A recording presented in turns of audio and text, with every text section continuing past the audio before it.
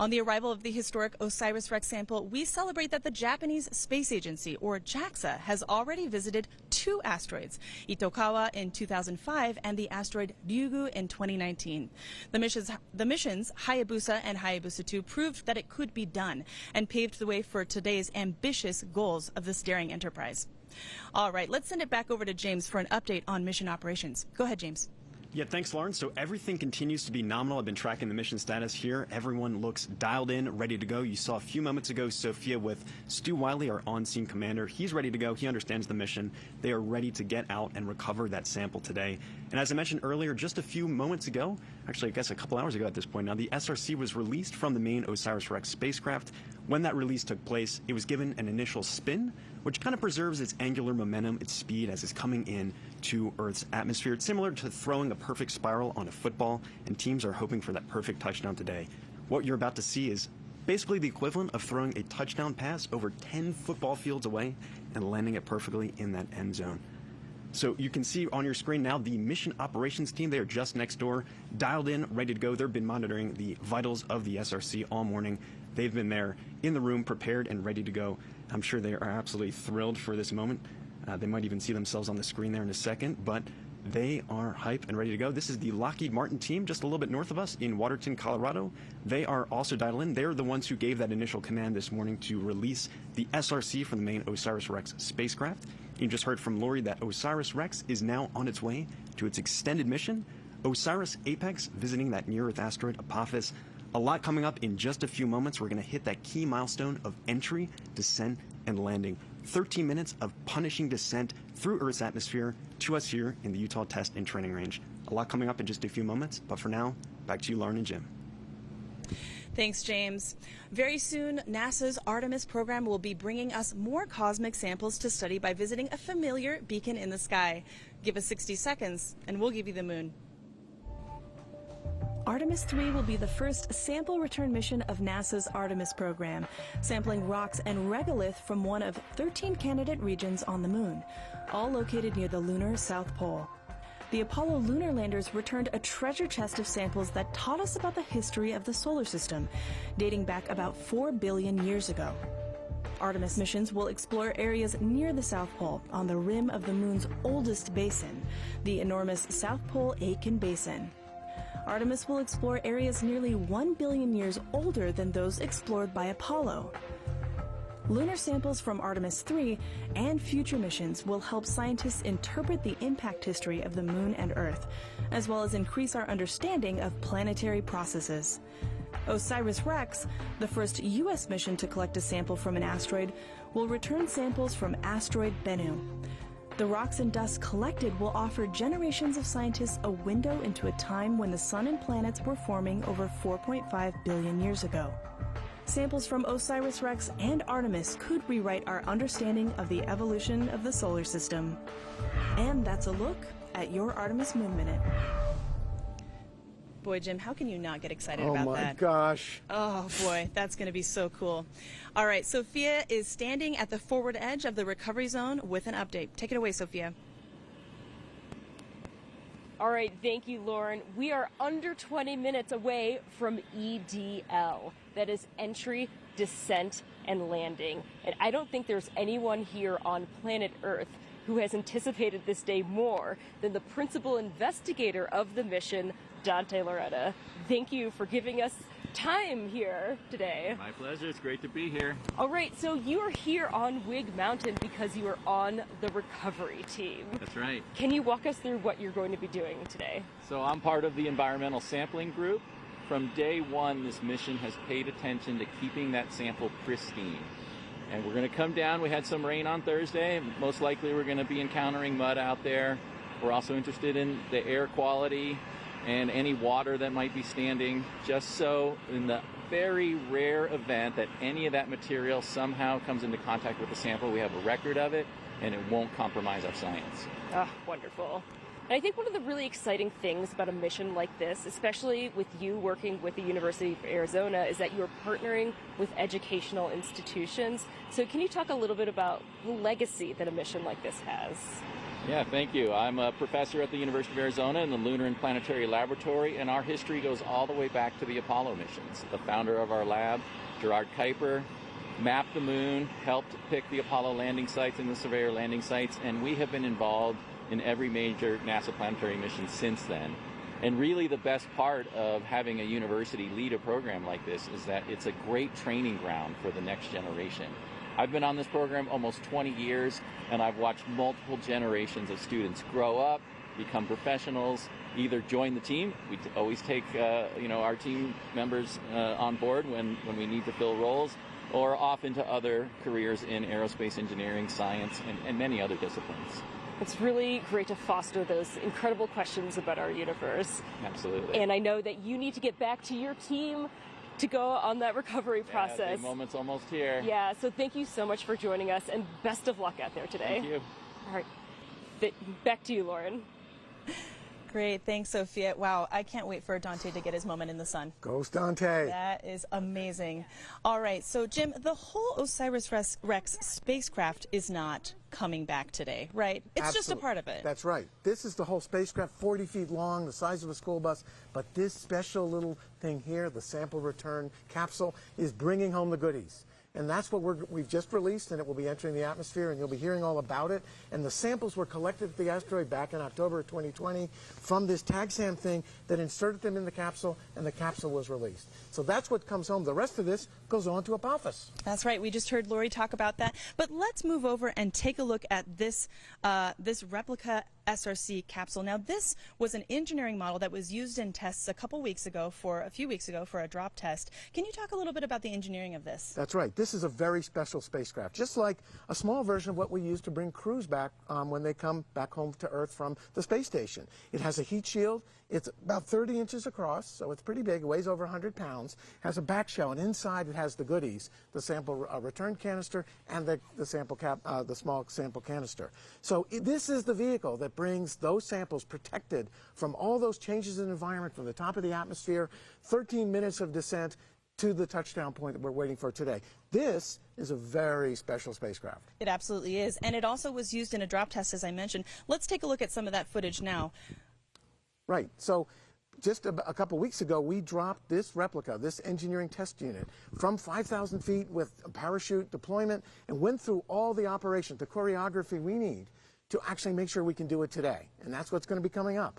And it worked wonderfully. We inflated the big 24-foot parachute.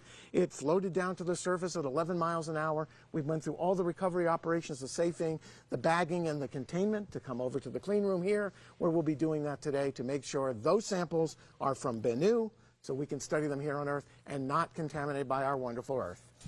That's right, and you know it's the actual SRC that they use because it is covered in dirt, as you can see on here. This is dirt, scratch marks. All the scratch marks, yeah. It's a rough ride, it's the real deal. but we need it to come home. This Absolutely. is a real sort of homecoming. Right. So there's a lot of science in missions like this. Not only is the SRC a treasure chest with material from the ancient solar system, but the mission itself is a platform for vital research about a range of things that you might not have expected. SciFly's mission is to collect visual, infrared, and spectral data on spaceflight vehicles, including the OSIRIS-REx sample return capsule on its return to Earth. This gives engineers and scientists unique insight into our most challenging questions about hypersonic fluid dynamics by providing data critical to flight safety systems. The scientifically calibrated in-flight imagery team uses ground-based sensors and instruments flying on various aircraft to image asteroid sample returns, launch abort systems, parachute tests, rocket launches, and capsule returns, including Artemis 1 on both launch and reentry. The data we capture provides engineers with information on vehicle performance relative to what computational tools and wind tunnel tests predict. It takes extensive planning to get it right. Upon its return from the asteroid belt, the OSIRIS-REx capsule will be traveling at 12 kilometers per second, or about 27,000 miles per hour. That's nearly twice as fast as objects coming back from low Earth orbit, and it will be among the 4 fastest human-made objects ever to fly in Earth's atmosphere.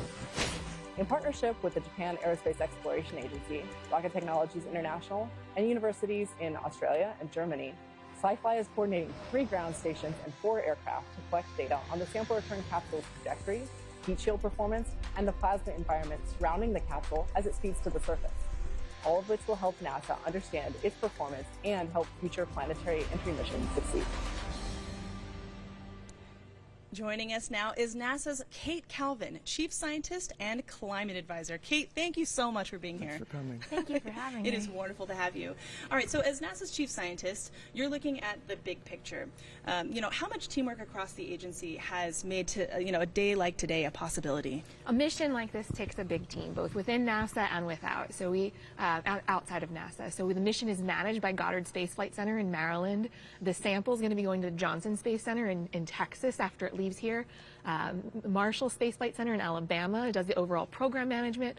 Outside of NASA, we have collaborations both in industry, academia, and international. So Lockheed Martin is doing built the spacecraft and doing flight ops.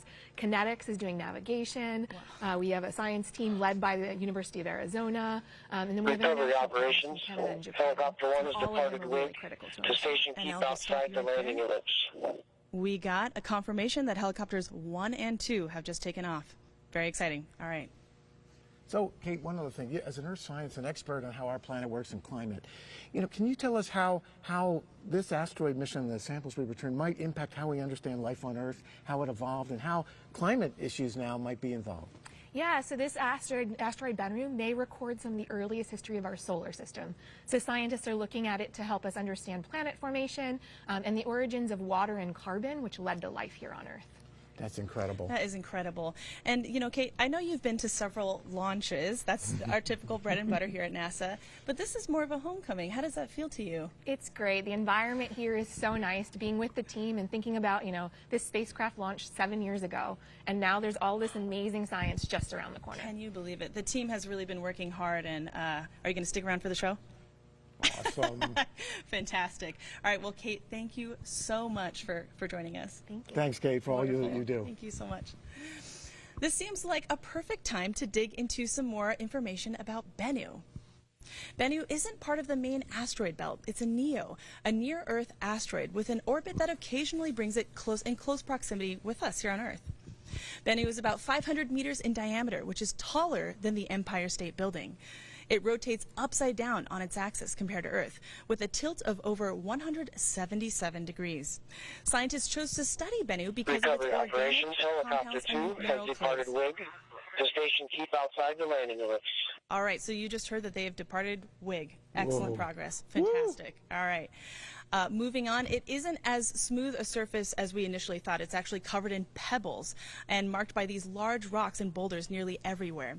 One boulder in particular that OSIRIS-REx had to navigate around was nicknamed Mount Doom and was the size of a 2-story building. Bennu holds the Guinness World Record of the smallest object to be orbited by a spacecraft. How fun.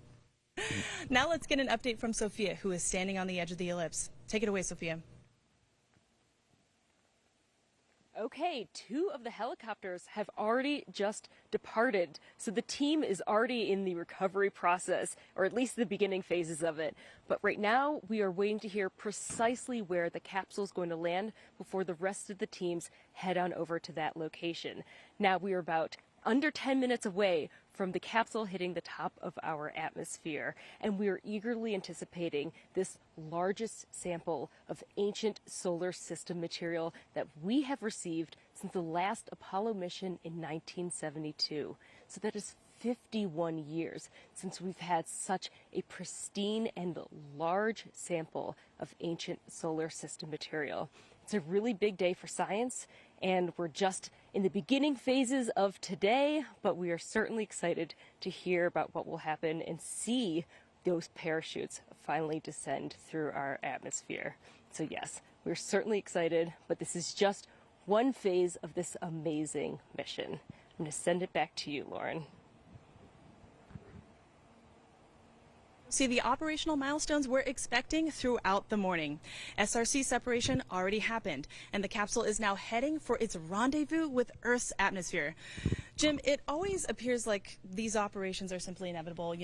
We grabbed the sample, we flew it back to Earth, we're headed in for landing, but it's never that simple, is it? No, not at all. And so we have a lot of critical events that take masterful engineering. We have to hit the top of the atmosphere, transition through a high G, high heat environment, go from 27,000 miles an hour down to eventually 11 for that safe landing.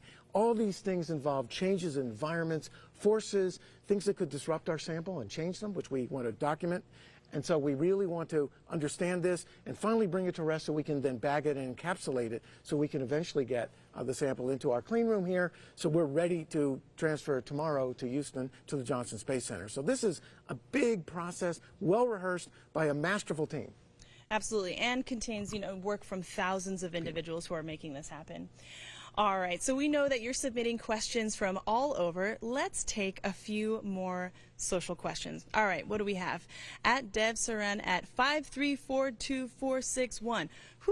What are the preliminary steps to take to test a sample? The preliminary steps. So first thing we do is, of course, bag it here and get it into the clean room and get that sample, that sample canister inside the sample return capsule, get it under nitrogen purge, meaning we flow nitrogen gas so no Earth atmosphere and microbes get involved. That'll happen today. Period of a few hours, and then tomorrow we transfer to the Johnson Space Center in Houston, Texas, where all the fun happens at the Astromaterials Curational Facility, where we've done moon rocks and samples of interplanetary dust and lots of things. Those colleagues in a special clean room perfectly designed for this mission will unpack those precious samples in the small sample canister, the small device that was used on the end of the TAGSAM, and they will go through a process to get it checked out, to do early reconnaissance, and to protect it very carefully. That is incredible, and they built that whole clean room. No other asteroid samples before. Right. This is the first one. First ever. First ever.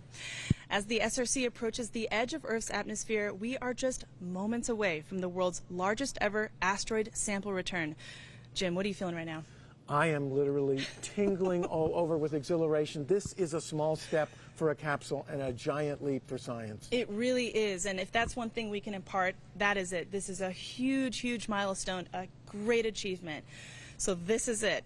We are just 15 minutes away from the OSIRIS-REx sample return, a journey of 7 years and nearly 4 billion miles. The work of thousands culminates in this moment. Let's turn it over to our mission commentator, James Traley, to take us through the final moments. James, we're all yours. Yeah, Lauren, buckle up and get ready for the ride of entry, descent, and landing. This is 13 minutes of crazy descent, punishing crazy deceleration of our spacecraft, starting at 27,000 miles per hour when it enters into Earth's atmosphere, and eventually slowing to a leisurely 11 miles per hour as it descends and lands on the Utah Test and Training Range. Recovery operations. Helicopters 1 and 2 have arrived at the holding location. So good news, our helicopters are ready to go and begin those recovery operations just as soon as we have confirmation of touchdown here. And as the sun begins to rise in the west coast, the SRC is going to be streaking across the atmosphere above San Francisco, California, about 82 miles in altitude. It's going to be coming in hot, over 5,000 degrees Fahrenheit, almost a couple seconds after it hits that atmosphere. That's about half as warm as the surface of the sun, to give you some context. But don't worry, our sample will be safe and sound within. We have a heat shield, which is made of a phenolic impregnated carbon ablator. It's a very fancy term to describe what's going on with this heat shield. It basically ablates away or burns away any kind of heat flux that develops on that outer shell, making sure that our sample is safe and cool within. Similar technology that we use with astronauts coming back from the moon or any kind of other landers that we have going into planets and moons. So we're just a couple moments away from this key moment. It's going to be very exciting next couple 13 minutes here, and you'll hear a couple call-outs come in from just next door in our mission operations team as they begin to get us ready for this above the surface of the Earth in San Francisco. A couple key events are going to happen as soon as we get into the Earth's atmosphere.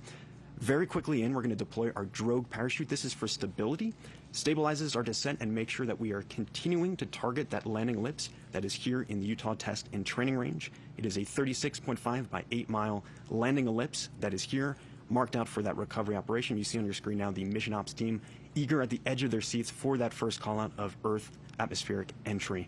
Very exciting moment coming up in just a few seconds here.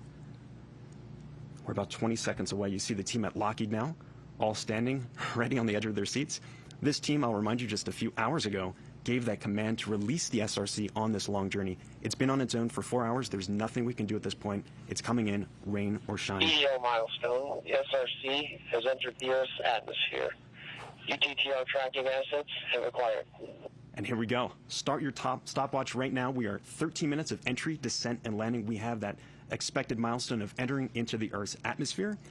We can see the team at Lockheed, and we actually have a visual now.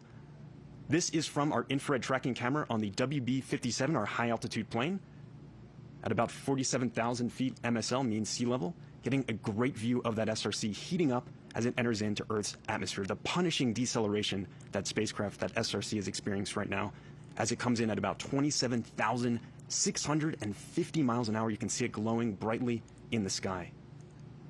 And in just a few moments, we're going to reach peak heating and peak deceleration. That's at 32 G-forces, punishing G-force on our SRC. A phenomenal view of that streaking SRC coming in across the sky.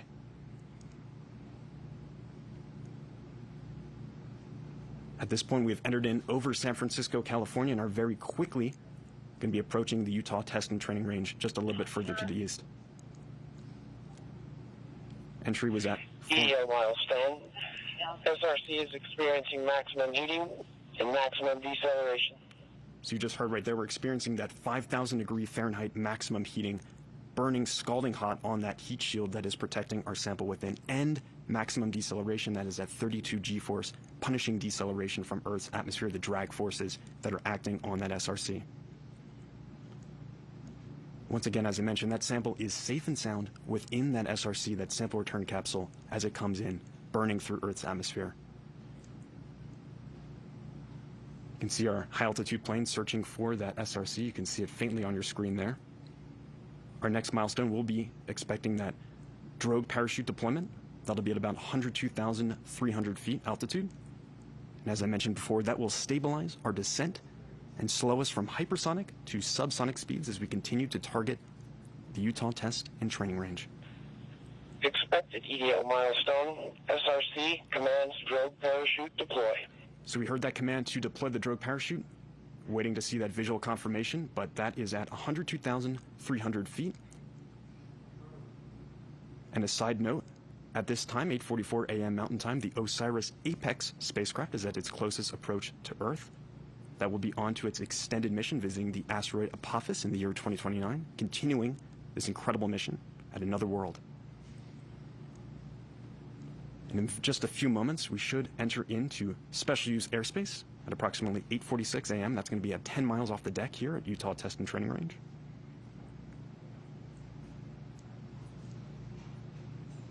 You can still see that SRC on your screen very faintly in the distance. Still quite warm, that fireball that literally was a ball of plasma just a few moments ago when it first entered into the Earth's atmosphere.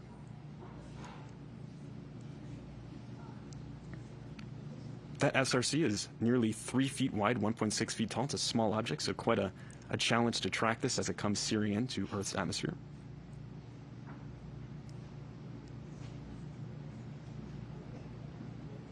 And in just a few moments, we should be entering into special use airspace.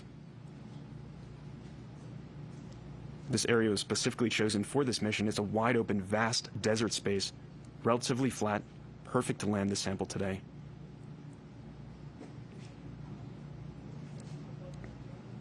We did, as I mentioned, have a couple days of rain here leading up to this event, so the ground is a little bit soft.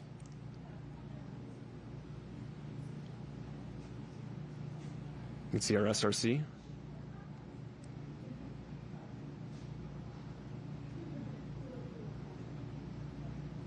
Streaking in. This is from our high altitude cam.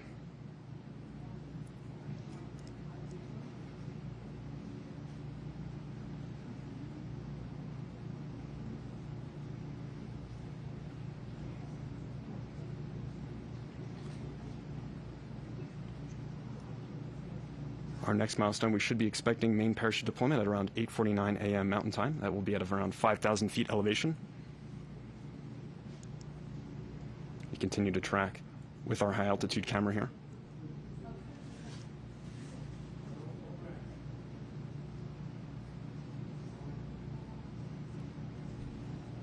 As I mentioned, that sample is thermally isolated within that SRC, a very complex labyrinth network of piping and tubing leading into that sample canister within, that just a few years ago was on the other side of the solar system from us sampling an asteroid Bennu. The team has incredible precision on this mission as well. Just a few days ago, on the 17th of September, they did their final trajectory correction maneuver, TCM-12. This corrected our velocity by 3 millimeters per second.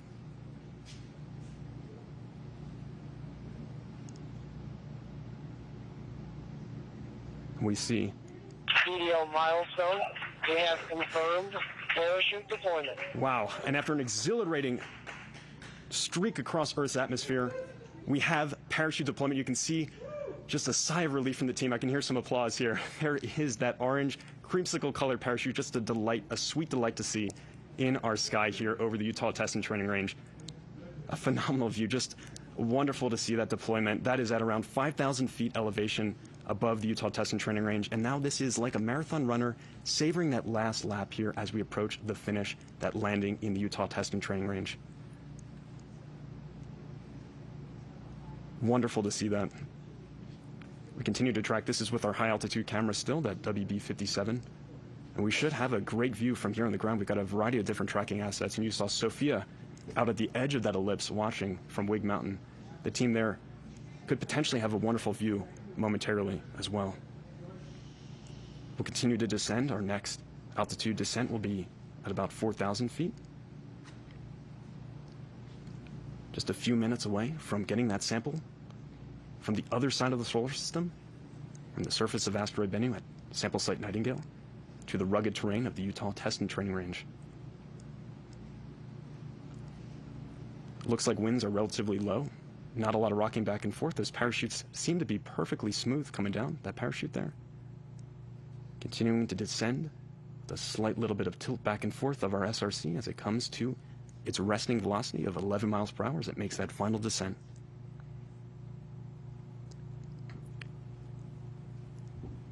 That parachute deployment was given internally by the spacecraft. All of what you're seeing now is autonomous on board that SRC. And once that successfully lands, the teams will begin the next crucial phase of this mission, the sample recovery operations. They've been rehearsing for this moment for months, literally years really, leading up to this key moment, and are ready to begin those operations to get that SRC into our portable clean room here and extract that sample canister within. According to my watch, we're about 5 minutes away from landing with our SRC. And as we heard a few moments ago, helicopters 1 and 2 are already staged and ready to begin those recovery operations just as soon as we have confirmation of touchdown. This is a variable clock, so this could be a little bit faster, a little bit slower as we get closer in. This wind speed here is a variable that is quite hard to predict, especially once you're high up in the atmosphere. We did release a weather balloon earlier on this afternoon, or earlier on this morning rather, to get a profile of our atmospheric conditions. The team puts those into various models as they prepare for this key moment. But once again, they are a little bit hard to predict, a little bit of variability, so we may kind of bounce around a little bit on that predicted OSIRIS-REx sample return capsule touchdown time.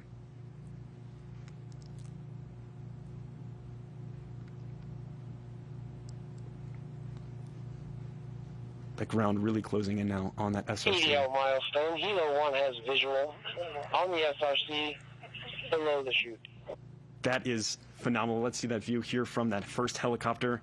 They've got visual on the sample return capsule under parachute, that orange creamsicle colored parachute, really bright in the morning light over the Utah Test and Training Range. A great view of the SRC we can have now from our helicopter as it continues to make its final descent to the terrain below. And once again, just setting the context for this, when we first hit the top of the atmosphere, we were at 27,650 miles per hour. We are now leisurely decelerating under our orange parachute to 11 miles per hour. Incredible amount of deceleration there, as Earth's atmosphere really helped us out quite a bit, getting that initial deceleration, our drogue parachute initially stabilizing our descent, and then ultimately that main parachute bringing us home.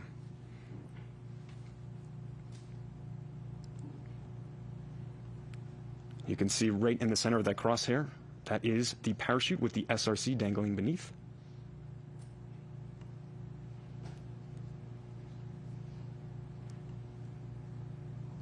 The team on the... The team on the WB-57 doing a DDL great job. milestone, we have touchdown. I repeat, DDL, SRC has touchdown. And touchdown of the OSIRIS-REx sample return capsule. A journey of 1 billion miles to asteroid Bennu and back has come to an end, marking America's first sample return mission of its kind and opening a time capsule to our ancient solar system.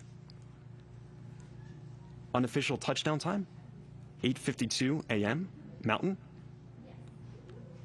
And the team can now breathe an immense sigh of relief. We now have the sample return capsule, the SRC, containing pieces of the asteroid Bennu. You see the reaction there just moments ago as they got that sample back on the ground.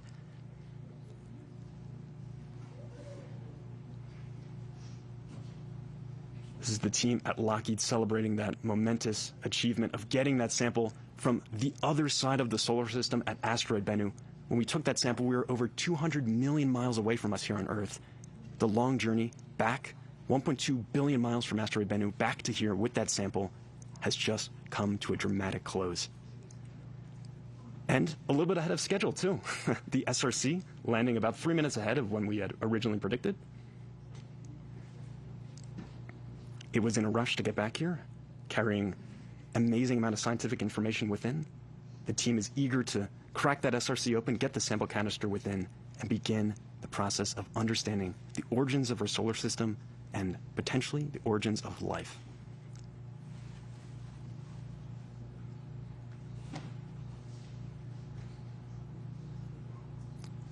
We're not in the clear just yet. A key piece of the mission is about to get underway. This is the recovery operation phase. Once the team has officially confirmed the exact touchdown location, they'll be flying out on 4 separate helicopters and will operate much like a Formula One pit crew, if you will, to recover the SRC, take environmental samples at the landing zone, the LZ.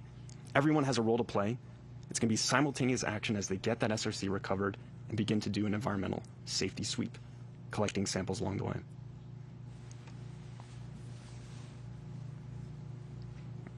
You see our mission ops team just next door.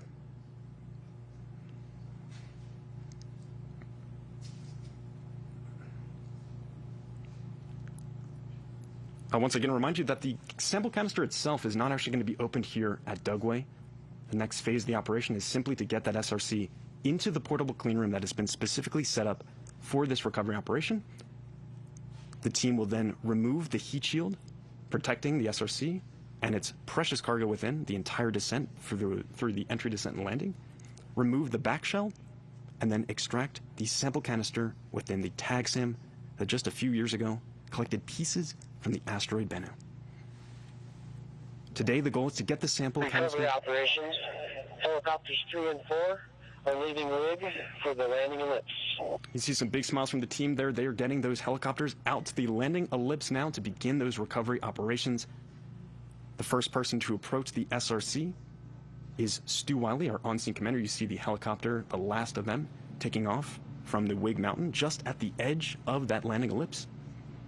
These helicopters will have a trip out to find that exact touchdown location of the SRC and begin those recovery operations. Stu Wiley, our on-scene commander, will be the first person to approach that SRC. He'll do an environmental safety sweep, checking for unexploded ordnances. As he mentioned in his interview earlier with Sophia, he understands this range. He's worked here for a number of years. He will brief the team on any possible dangers that would be presented to them as they begin those recovery operations.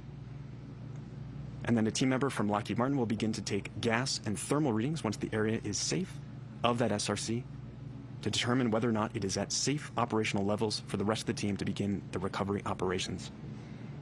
As I mentioned, this is going to be simultaneous action. The team has prepared. They're all going to be wearing these bright white UV shirts, sample recovery shirts. And you'll see them walking out to that sample in just a few moments here once those helicopters land. A great view once again from our high altitude plane. You can see the parachute there next to our SRC. There is a possibility that there could be unexploded ordnances from that parachute. There is a mortar inside that is to fire to disconnect the parachute from the main SRC to help it come to a final rest. It's a bit challenging to see from this perspective, but there could be some potential roll marks or skid marks as that SRC came to a rest on the rugged desert surface below. As I mentioned, we did have a bit of precipitation here the other day, so that should make for a nice soft surface for that SRC, so it probably had a nice clean landing there. The team will assess as they get out there and check exactly how our conditions are for the SRC and the surrounding area. You heard Stu mentioning the team might need to wear some boots. The operations could get a little bit slippery as they begin to recover that sample. And this is a pristine sample from the ancient solar system and could hold the clues to how everything around us came to be, from the formation of the planets to the origins of life here on Earth. Needless to say, this is precious cargo, and the recovery team is fully aware of the gravity of the situation and the importance of what they're about to do today with these recovery operations. You can see it looks like our parachute has come to a stable rest. The winds were pretty low today, so it looks like it is not billowing at all. It is almost perfectly flat, at least from this perspective, on that desert terrain.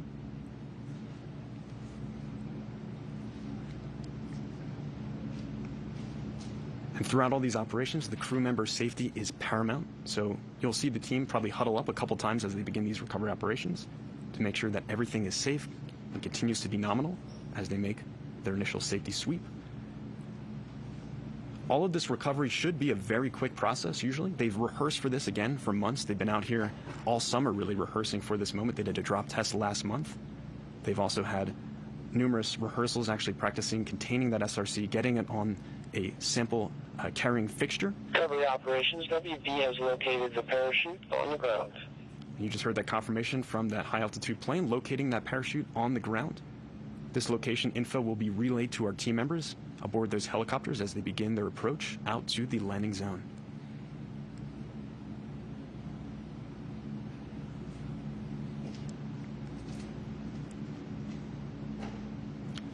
We do have that confirmation from the high altitude plane, as you just heard. We're still working to get confirmation from our NASA helicopter. It is on its way out to that landing zone as we speak, so we should hopefully have that view up in just a few moments. You continue to see our team just next door, the mission operations team, all looking at that high altitude view. Right in the middle there, just pointing around with the UV white shirt, is Rich Witherspoon from Lockheed Martin. He has been leading a lot of these operations for the past couple months. He's been preparing the team for this exact moment and really has been a great leader helping us get ready for these recovery operations.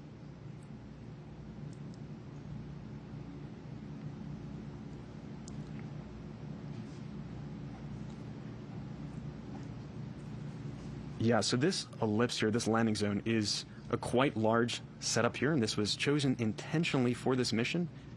It's about 37 miles by 9 miles total, this landing ellipse, out in the Utah Test and Training Range here in Dugway, Utah.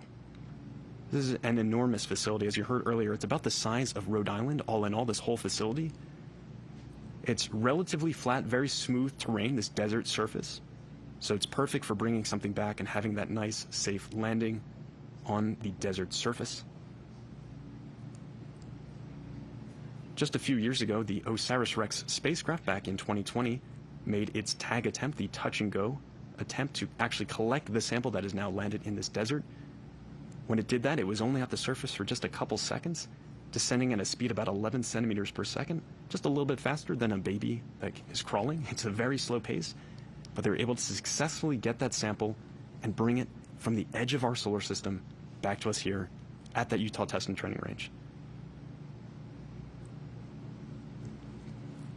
You can see our full screen view here of that high altitude view, looking at the parachute at rest on the surface of the desert. This is at the Utah Test and Training Range. It's a wide open expanse here, and the team has this positional info, and they'll be relaying that to our helicopter teams to begin those recovery operations.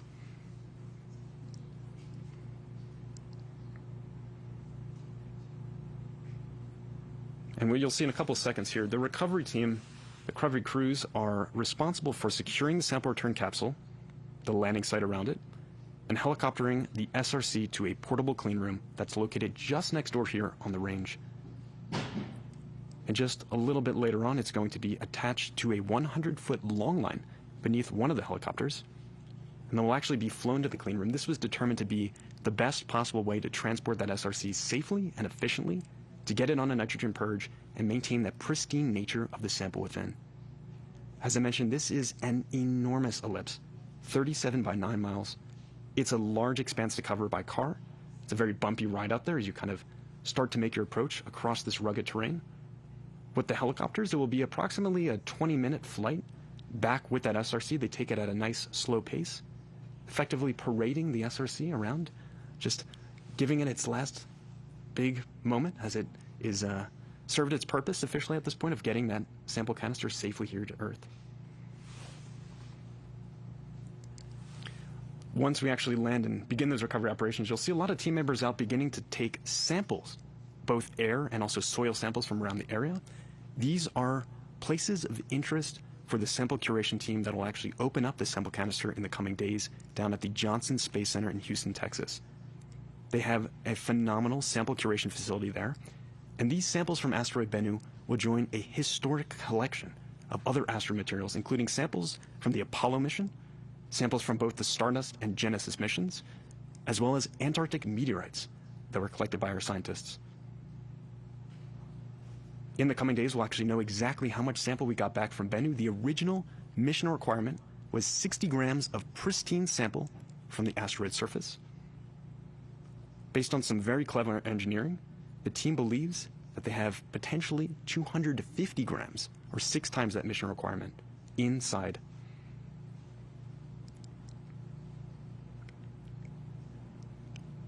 And so we just heard that unofficial touchdown time was at 8:52 a.m. Mountain Time here at the Utah Test and Training Range in Dugway, Utah. If you're just joining us, you see that view right now from one of our high-altitude planes observing our touchdown location. On your screen, just above that crosshair, is the orange creamsicle-colored parachute that brought us the last part of our journey down to the surface of the Earth.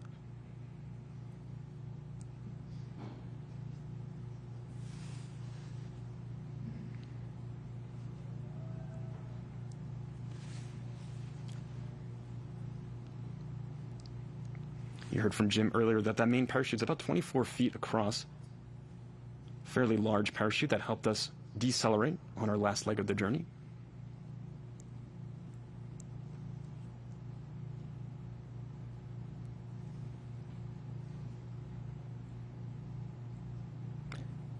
And so we just heard a confirmation actually that the main parachute deployed much higher than was originally anticipated.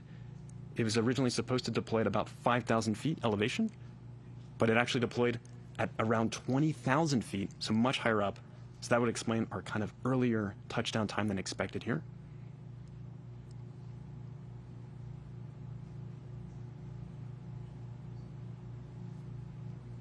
Still has touchdown on the Utah Test and Training Range.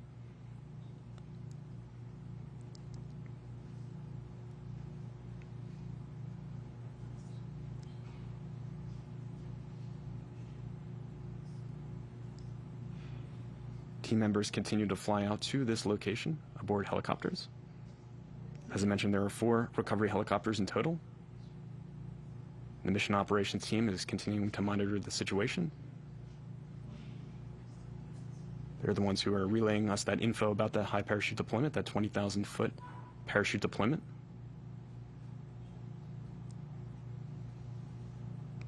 They're going to be assessing the situation from their end here, relaying any possible info over to our recovery teams as they begin to make their trip out to our SRC.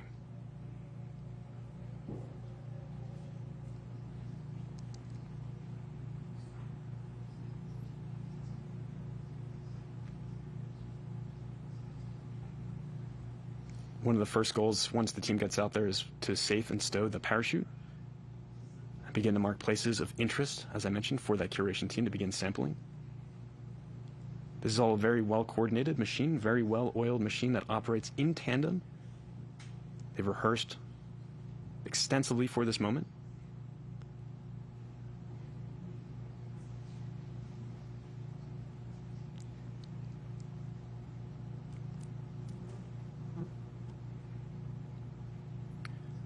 So we just heard from the team in that mission operations room that they have visual of the parachute, that orange parachute that you saw on your screen moments ago.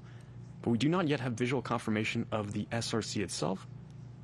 The team is continuing to survey the region, looking for that sample return capsule.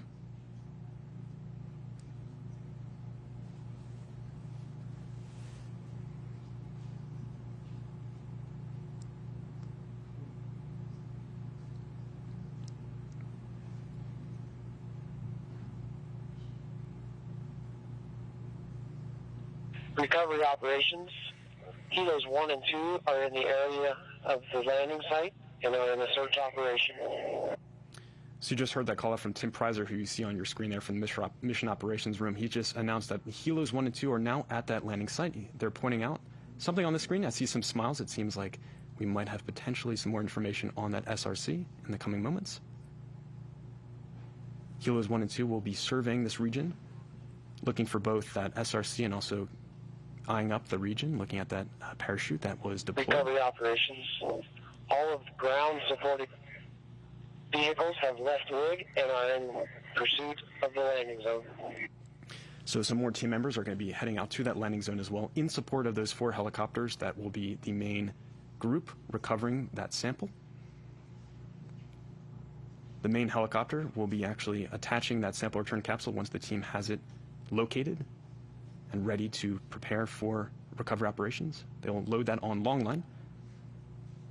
You can see once again, some team members pointing at items on the screen here. We'll hopefully get confirmation in the coming minutes of that SRC location. Tim Preiser pointing at the screen now, wondering if he has any more information for us on where that sample return capsule location would be. We do have visual confirmation of that parachute, as I mentioned.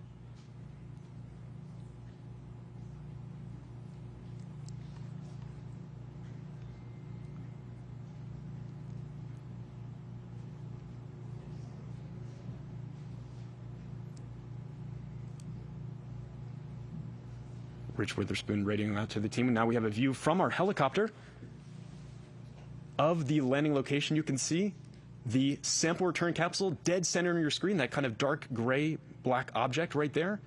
And then just to the right of it, a little bit below, is our parachute. It appears to be resting on the surface. We're getting a zoom in now from our NASA helicopter, and you can see now the SRC.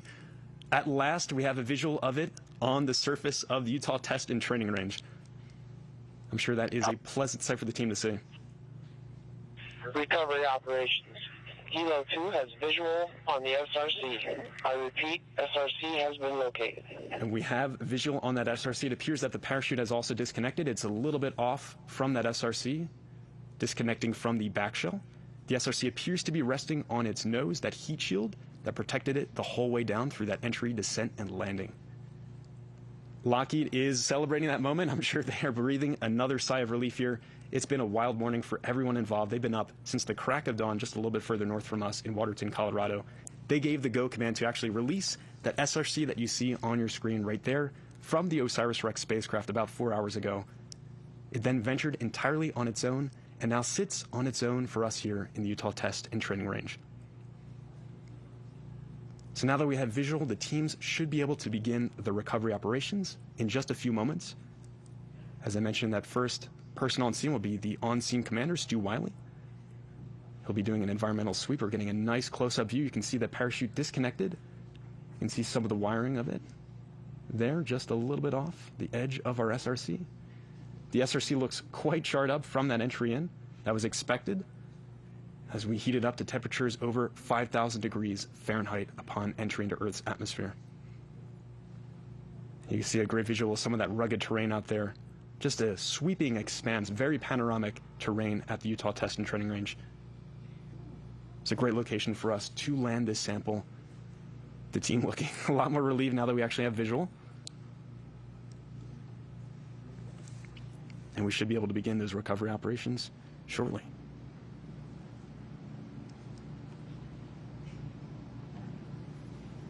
Inside that sample return capsule are pieces of the asteroid Bennu. We'll be getting access to those samples in just a few days and actually seeing exactly what we got from the asteroid regolith. This mission continues to amaze me and everyone involved here. The engineering is ingenious for this mission, getting us with a robotic explorer to the edge of the solar system, collecting that sample, safely stowing it, and then actually transporting it back here to Earth for us to open up and analyze.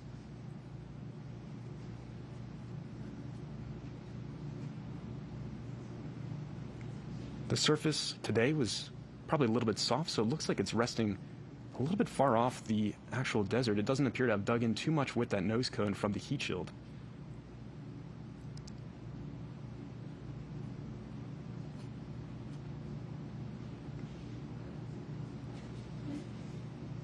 You are here with us as we witness this historic moment. It's the first time the United States has delivered samples from an asteroid to Earth, and these samples will be analyzed for decades to come in laboratories around the world.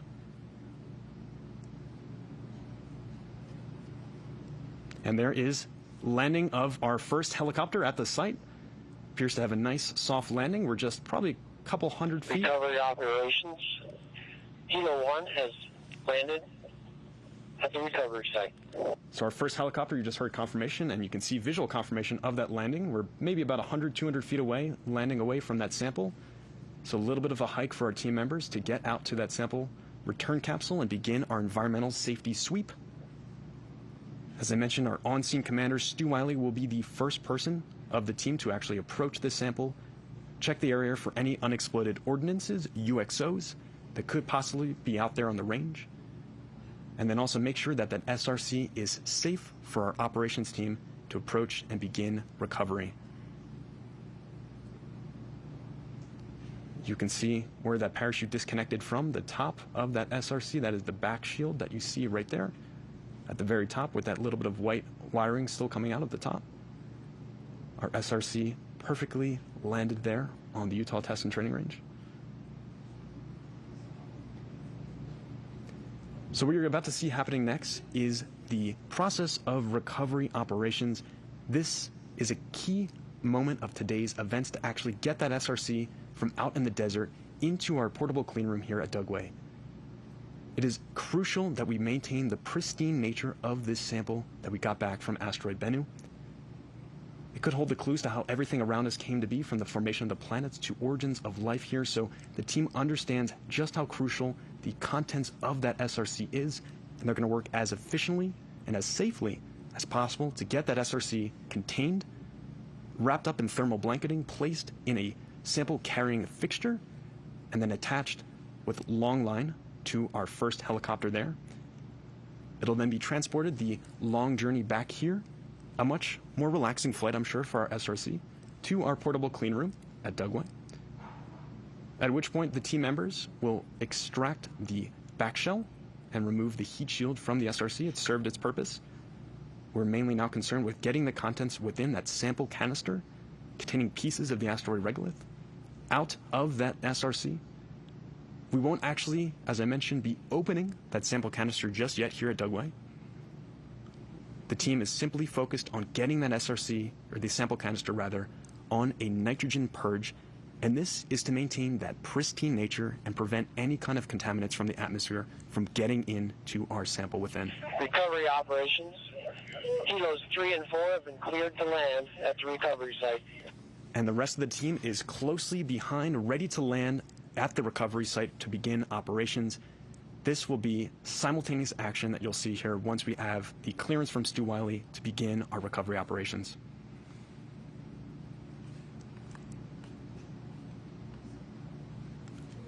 At least from this perspective, I'm not noticing really any drag marks or any kind of roll marks, but the team, once they approach, will mark any possible areas of interest where the SRC possibly came in contact with the rough desert terrain. All of these regions will be sampled by our recovery team and will be passed off to the sample curation team at the Johnson Space Center as they begin to unload and actually open up the sample canister there, exploring the contents within and making sure that no possible contaminants from the surrounding landing location got into our sample. We're getting a wider view now. We should have the helicopters that have landed nearby coming into view potentially.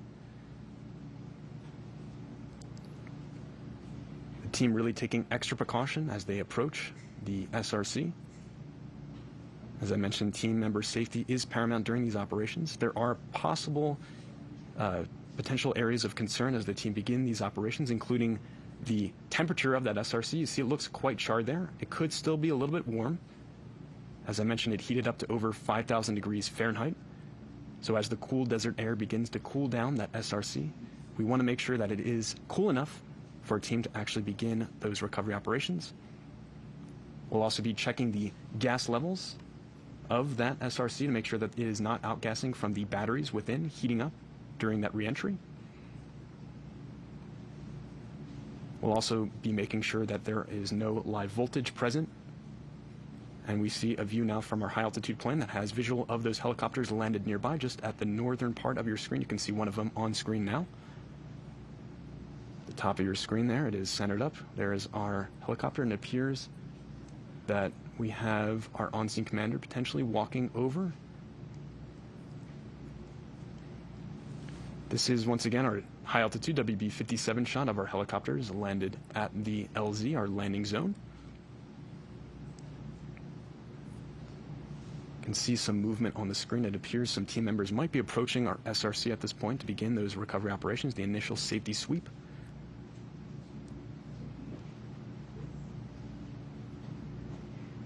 We'll just be observing from this high altitude for the next coming minutes as the team actually will be setting up a camera on the ground for us to observe the recovery operations close up. And a note from one of the team members about the SRC itself. So they have approximately 40 hours. That is the amount of time it would take for any air to get into the sample. As I mentioned before, that sample return capsule is a complex network of piping and tubing inside of it, sort of like a labyrinth-like design, and that is intentional to make it incredibly difficult for any possible contaminants from the atmosphere to get into our sample canister. Also sort of like a nesting doll, if you will, where it has multiple layers of protection that keep that sample safe within. All of that protective layering, once we get that sample into the clean room, will be shed, and we'll be able to actually access that sample canister within.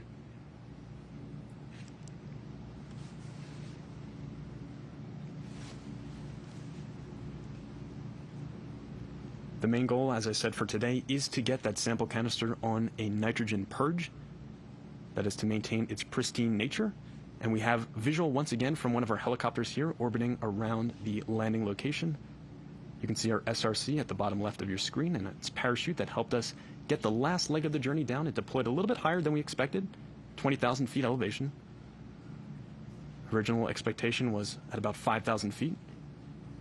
And this brought us down the last leg of the journey after a punishing initial entry into Earth's atmosphere over San Francisco, about 82 miles in altitude, to now resting on the rugged Utah Test and Training Range desert floor.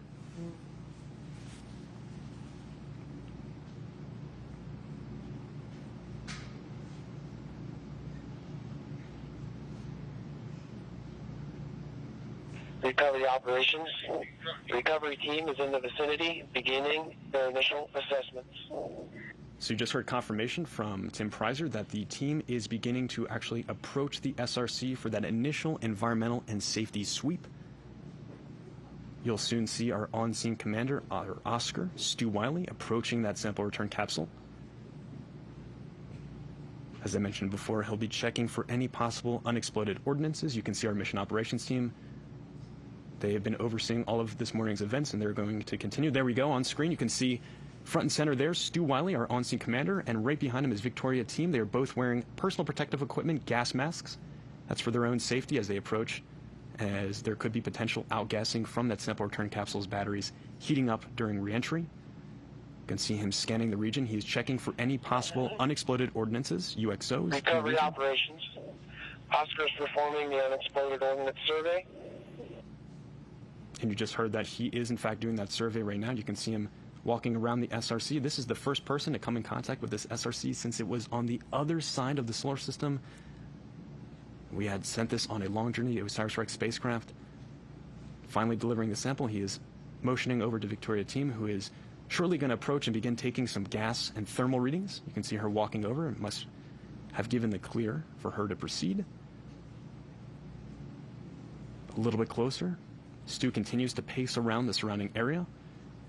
All over here, the team will collect samples. He'll begin to place flags. You can see in his backpack, he's got a couple flags waving in the breeze. Those will be placed at areas of interest for our team members to sample once they arrive and begin those recovery operations.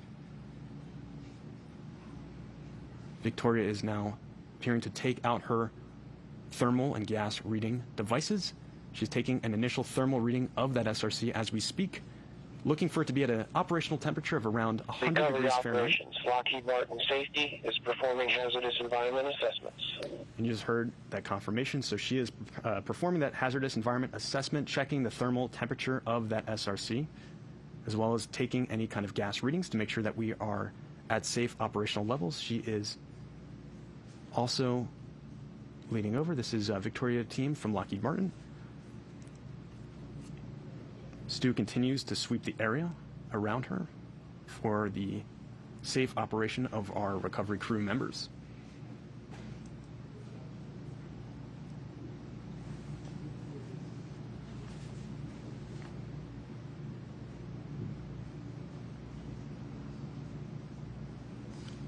There are several nozzles, valves around the SRC, and so once Victoria has the clear to approach, she'll actually open up some of those valves and insert a gas reading device within to actually take some temperatures. And you can see off to the left of your screen, Stu Wiley is actually safing and stowing away that parachute that helped take us the last leg of the journey. It's great news that that disconnected from the SRC. That allowed our SRC to rest as it is now here on the surface of the Utah Test and Training Range. It appears with minimal dragging. Recovery operations.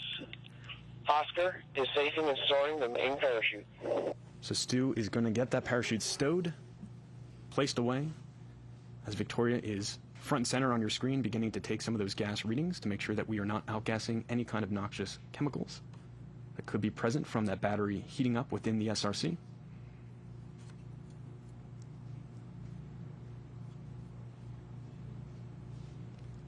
And Stu is walking back to the team with that parachute. So the SRC battery is comprised of lithium disulfide, and as such, the possibility of toxic vapors exists if the battery packaging has been damaged during entry or landing. Discharging could cause a potential presence of hydrogen sulfide from those batteries heating up, or carbon monoxide. And so that is why Victoria initially had her gas mask on. It appears she has now actually taken it off, so it appears that the gas readings indicate nominal conditions. Recovery operations. Lockheed Martin safety has confirmed no hazardous gas. And you just heard that confirmation, so the safety assessment is successful. Victoria has confirmed that with her gas readings and thermal measurements of the SRC. They'll then go back over, Stu and Victoria, for a team huddle to prepare the rest of the team to begin the recovery operations and actually get this SRC into our clean room here at Dugway and continue the operations. You can see the Lockheed Martin team in the bottom left of your screen just overjoyed with this moment. This is years of careful planning and preparation leading to this final phase of getting that sample back here to our clean rooms. I'm sure they've been holding their breath all morning, so they're getting closer to finally being able to take another breath and relax as we actually will begin our recovery operations, a key part of today's events. And you might see Victoria approach over and over once again to that SRC to continue to take gas readings. At this point, she appears to be covering up the back shell of that SRC, placing a Teflon cover over.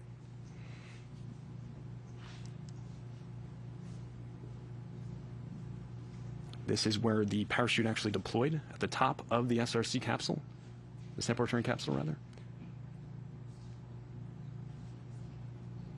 She'll also be checking for any possible live voltage. And we'll wrap Kapton tape around the two cut cable ends protruding from the back of the SRC where that parachute deployed. You can see her with that covering as we speak, placing it on the back shell.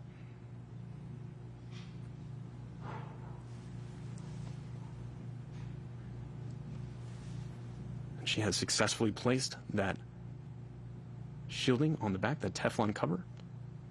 Stu walking around behind, checking the rest of the scene, walking back with the parachute that he now has safely stowed away. And you'll see Victoria opening up a couple gas valves on the SRC, taking those gas readings. She'll continue to do this throughout the whole process. She's also placing covers on those gas vents too to prevent any kind of contamination from atmospheric particles, particulates entering into that SRC. She's photographing the scene as well too. This is to keep careful note of exactly the procedures that she's going through for her team.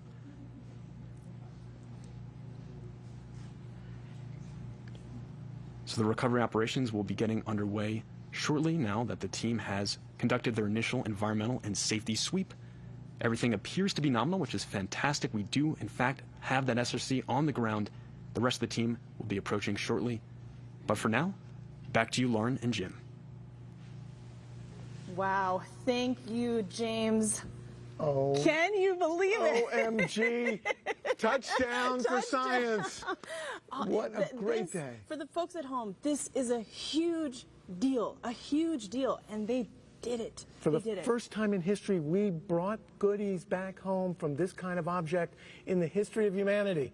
So this is big. This is so huge, and we're all breathing a big sigh of relief. Obviously, we're not completely out of the woods here, and we'll be monitoring what's going on and keeping you abreast of everything that's happening.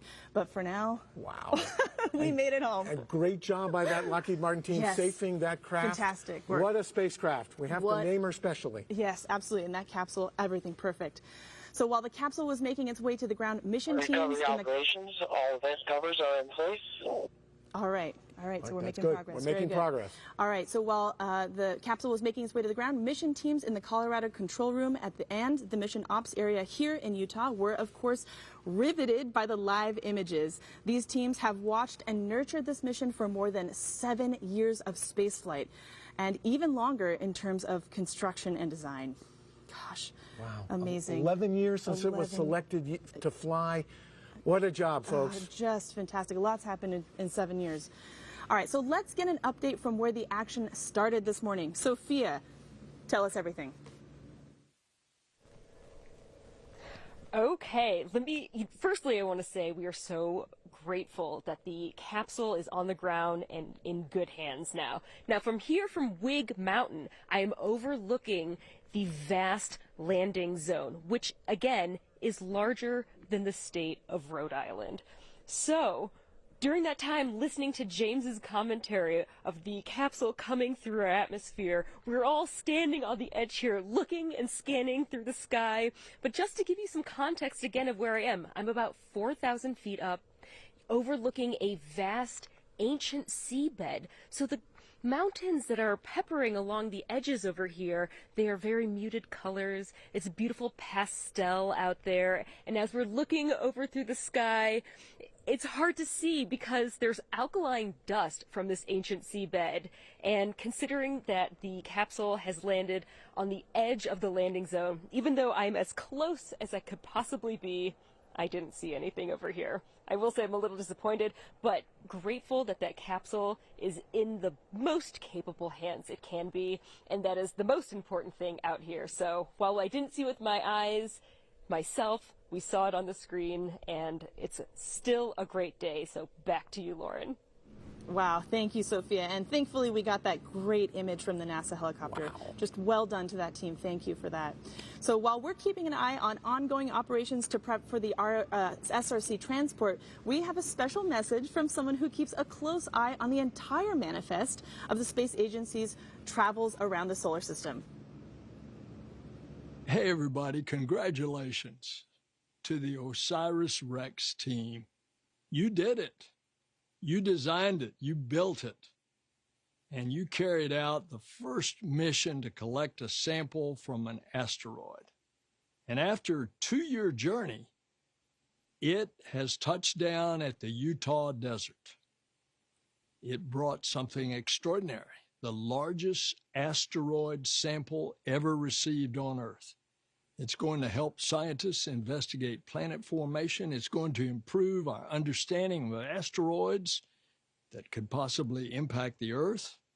And it'll deepen our understanding of the origin of our solar system and its formation. This mission proves that NASA does big things. Things that inspire us, things that unite us. Recovery operations, we can confirm that the SRC is not breached. Beyond our reach. And the mission continues with incredible science and analysis going to come.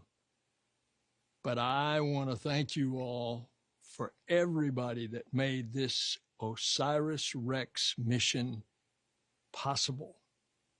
It wasn't mission impossible. It was the impossible became possible. Thank you all. And just as a reminder, we are keeping those operational milestones going, so you will continue to hear that throughout the broadcast. Thankfully, the SRC was not breached. Fantastic, fantastic news. All right, as anyone who pays just even a little attention to modern spaceflight knows, there has been more activity above the planet in recent years than ever before in human history. There are probes like OSIRIS-REx moving around the solar system, observatories looking out into deep space, and satellites closely examining the health and future of our own planet. There are also human explorers, and we are so fortunate to have two of them with us here today. Joining us now are NASA's astronauts Butch Wilmore and Suni Williams, scheduled to launch on Boeing's crew flight test aboard Starliner to the International Space Station. Butch and Suni, thank you for joining us today. We are honored to be super here. exciting day. What a thrill. Congratulations. Absolutely historic. How are you feeling? Pretty amazing. It's like, wow, this is what, dreams and imagination is fueled with. This is just amazing. So, it can go from the movies, but this is reality, and we're doing things that people couldn't even believe could happen. It's amazing. Yeah. And also, we've both landed under capsule, under parachutes. There's not much better feeling when that parachute opens, I'm telling you. And it was maybe not equal, obvious. pretty close to exciting and the tense, and that parachute opened, it was thrilling. Absolutely thrilling. Yep. Yeah, it's fantastic. Well, that is fantastic.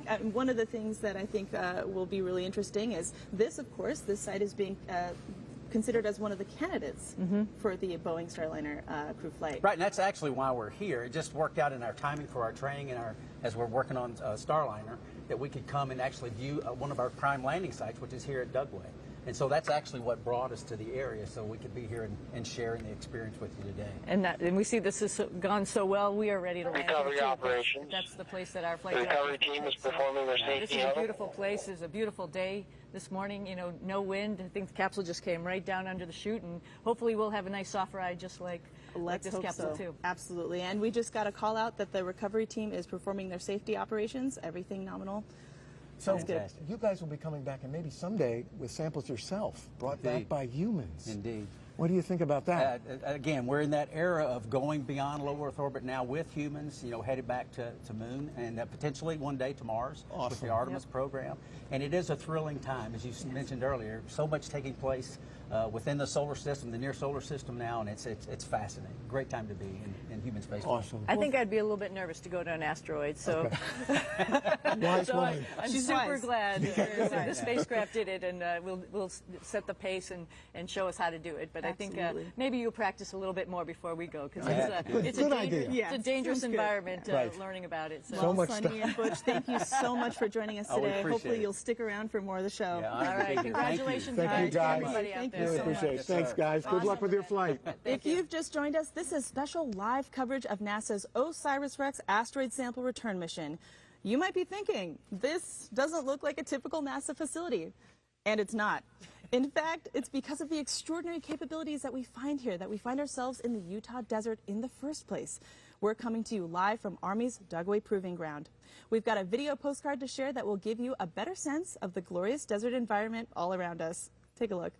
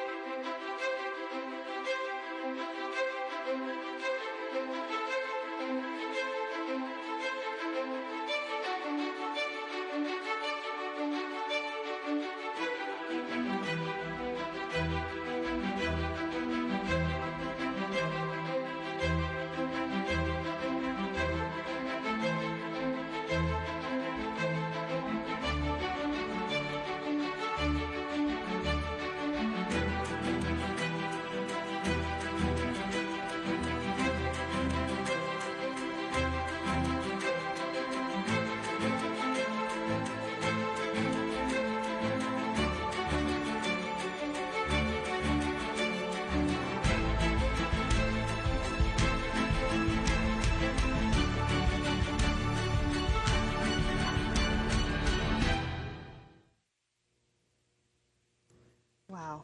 Absolutely gorgeous. The spaces here are vast, rugged, beautiful. I mean, you got to see a little bit from the NASA helicopter, but that was a close-up and personal look. And look at this. We're in this place that almost looks like Mars, but on Earth, as we're recovering a capsule with the the pieces of our universe that will tell us about the early time of our solar system that we can't get anywhere else. And there's the crew out there approaching that beautiful capsule that did the joyful ride from that top of the atmosphere down. 13 minutes of roller coaster riding, and they're getting it safe and ready to start bagging her to come over to the clean room here. Wow. And explain, why do we do a land landing, as opposed to an ocean landing? Right. So many of our crews land in the ocean, as you know from Apollo. But for this one, we need to bring it back to a place where we can contain the contamination. By landing in the desert here, we can keep the Earth's ocean, all those absolutely wonderful waters out. This is the best place to bring home this kind of capsule. And look at her. She landed perfectly. Looks like a top sitting there. Absolutely gorgeous. Well, this isn't the first time that NASA has visited Dugway, and it certainly won't be the last. Take a look. When bringing a sample of the cosmos back to Earth, it's important to find a good landing zone that won't compromise the sample. That's why NASA partnered with the Army's Dugway Proving Ground. Its vast open space makes it ideal for the task. But OSIRIS-REx is neither the first nor the last mission to land here. In 2004, the Genesis mission landed here at Dugway, delivering our first ever samples of solar wind. In 2006, NASA landed at Dugway again, this time with a mission called Stardust, which gathered samples of interstellar dust. Both of these missions helped fuel our understanding of the universe and wouldn't have been possible without a safe landing zone, just like OSIRIS-REx. After today, NASA and Dugway are looking towards the future, to the Mars Sample Return mission that will once again be bringing a unique sample of our universe right here to Dugway Proving Ground. The U.S. Army and Air Force have been excellent hosts to us for months as we've been preparing for today's landing. That's one of many reasons I'm so pleased to welcome Colonel James Harwell, Army Commander here at Dugway Proving Ground. Recovery operations. Nominal SRC recovery operations have begun. Getting an update. Okay. All right, nominal SRC recovery operations have begun. Okay. Pretty darn good. All right. Okay, so today could not have gone any better. How did it, I mean, in large part due to our amazing partners here with the military, how did it look from your end? Oh, it looked amazing. So when you talk about partnerships, this isn't just a Dugway Proving Ground effort. Though you're sitting here on Dugway Proving Ground, the capsule actually landed on the Air Force's Utah Test and Training Range, and so it's going to be brought here to Dugway before it goes to the clean room. So this is a larger effort than just the Army's Dugway Proving Ground and NASA. And it looks like it might have landed right. So I got a note just before this from the commander of the Utah Test and Training Range that it did land on Uter. And so there was a little bit of rivalry there. We were hoping, but it looks like it was on Uter. Right on the boundary, though. Yeah. So close. So we have a big collaboration at NASA with members from the Army and Navy, from the military services that have given us the opportunity to go to these great places in space ourselves as people. And can you tell us a little about the training and other fantastic things you do prepares these people to be crew for flight into space? Yeah, so if you look at it, the Army is the greatest leadership lab in the world. The types of problems that we have to solve on a day-to-day basis. And we have some of the best workforce that is available. So here at Dugway Proving Ground, we do chemical and biological defense testing. We're part of the Army's Test and Evaluation Command. And so anytime a piece of equipment is going to go into a service member's hands, it's tested by one of our amazing members of our workforce. But we also do training here. And so it gives a chance for folks to come and do things in a realistic environment. And that really allows them to hone those problem-solving skills. So that's why the crews are so good who come from the Army and the Navy and Air Force. Yeah, we'd like to point out it was an Army astronaut this week who went over who set the record. Oh, well, there you go. There you go. Well, we couldn't let you go without wishing you a very happy birthday today. Happy birthday. Today is your birthday, and you got a piece of the solar system. How about that? I don't think I could have gotten a better present from NASA. No. And this is the rarest stuff we've ever had on Earth. It is. And I mean, when we're talking about the origins of life, and that's one of the I have the coolest job in the world. A couple months ago, I was here, and out on the Utah Test and Training Range, we got to go out to an archaeological site and see 12,000-year-old footprints. And now we're going to get to see the material from the origins of the solar system. I think we've set the bar pretty high, really and so my kids think I'm cool today. I don't know what we're going to do to top this. Well, we think you're pretty cool, yes. too. Yes, sir. And thank you so much for joining us. We've really loved having you. Thank you so much. We have a saying at NASA that the only way to reach the stars is if we all go together. The OSIRIS-REx team represents pros at the top of their game, but future explorers are just now finding inspiration in today's events.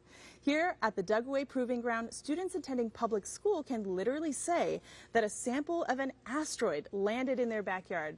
We visited the school to hear their thoughts about the mission and how their teachers hope it might influence their dreams of future exploration.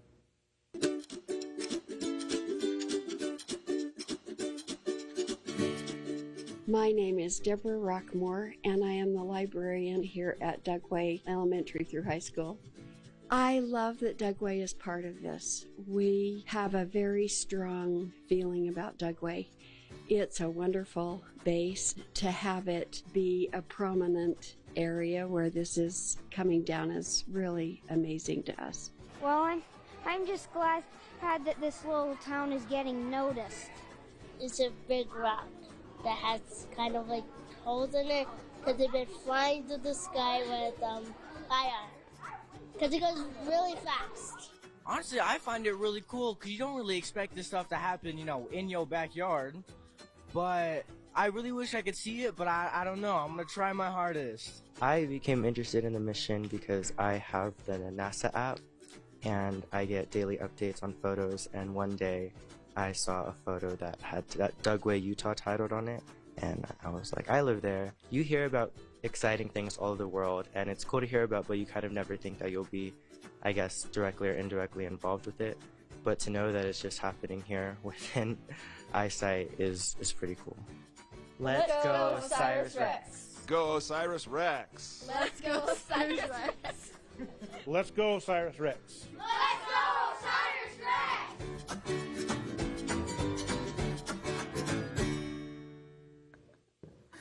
All right, let's go OSIRIS-REx. I love that energy. I do too.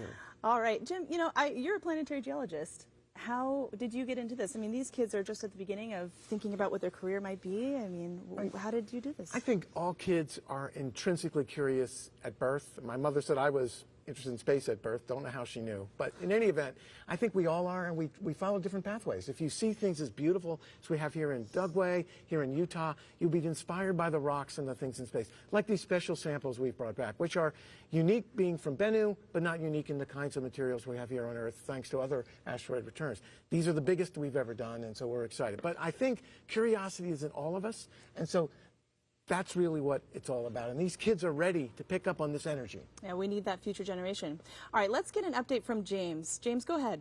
Yeah, Lauren, so the mission operations team has confirmed that we are able to begin those recovery operations. You've been seeing on your screen in the bottom corner for the past couple minutes, team members beginning to head out and put flags of areas of interest where we'll want to sample for our sample curation team. And also just a note on our parachute deployment, the parachute was set to deploy based on capsule deceleration, and we actually reached that threshold earlier than predicted, and the parachute deployed appropriately, so everything was right there, working perfectly fine. We got that SRC, as you can see, successfully on the ground. It is perfectly resting on the desert terrain, and you see 3 of our team members around that capsule beginning to place flags to begin to collect samples. The team members here you see on screen are Scott Sanford, Dante Loretto, the principal investigator at the right of your screen there, and Francis McCubbin. These are key curation team members who will help us actually get a lot of these samples of the region there, environmental samples, collected and ready to be passed along to our team at the Johnson Space Center for curation efforts there. This is, again, a very key part of the mission. We want to make sure that there is no contamination of that sample return capsule from any possible atmospheric or environmental conditions out at that landing zone, that landing site. And so we're going to continue these operations and actually begin to scoop up some of the samples. And this will work like a well-oiled machine you'll see in a few moments. Dante, who was just on your screen a few moments ago, is wearing an armband, much like a football quarterback, if you will. He'll actually be kind of reading off the play calls as they go out and go step by step to actually scoop into the terrain about an inch down into the surface of the desert, scooping out a little bit of the rock and dust that's there, placing it into a bag, photographing the whole process along the way, making note of exactly where they collected that sample from. All this information will then be passed along to our sample curation team at the Johnson Space Center as they begin to actually open up that sample canister and see exactly what we got within. This has been a long journey. It's been an incredible morning to witness this live.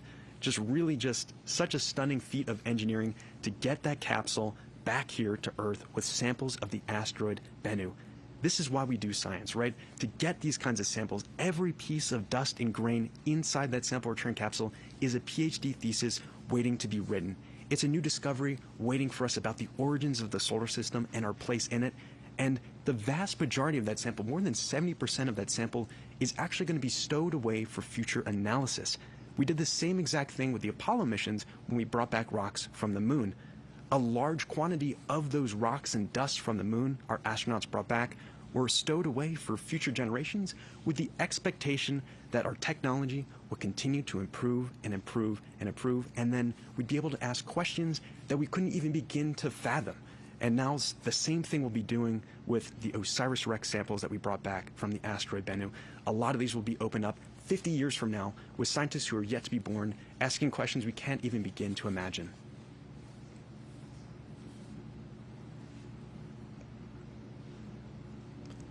So our team is just huddling off screen now, and our recovery operations will begin. You'll see a number of team members come out here. They'll be carrying with them a carrying fixture. It's a large metal fixture that has been perfectly designed to have our SRC resting within. They'll be bringing out a lot of thermal blanketing that will be used to protect our SRC during its flight back to the clean room here.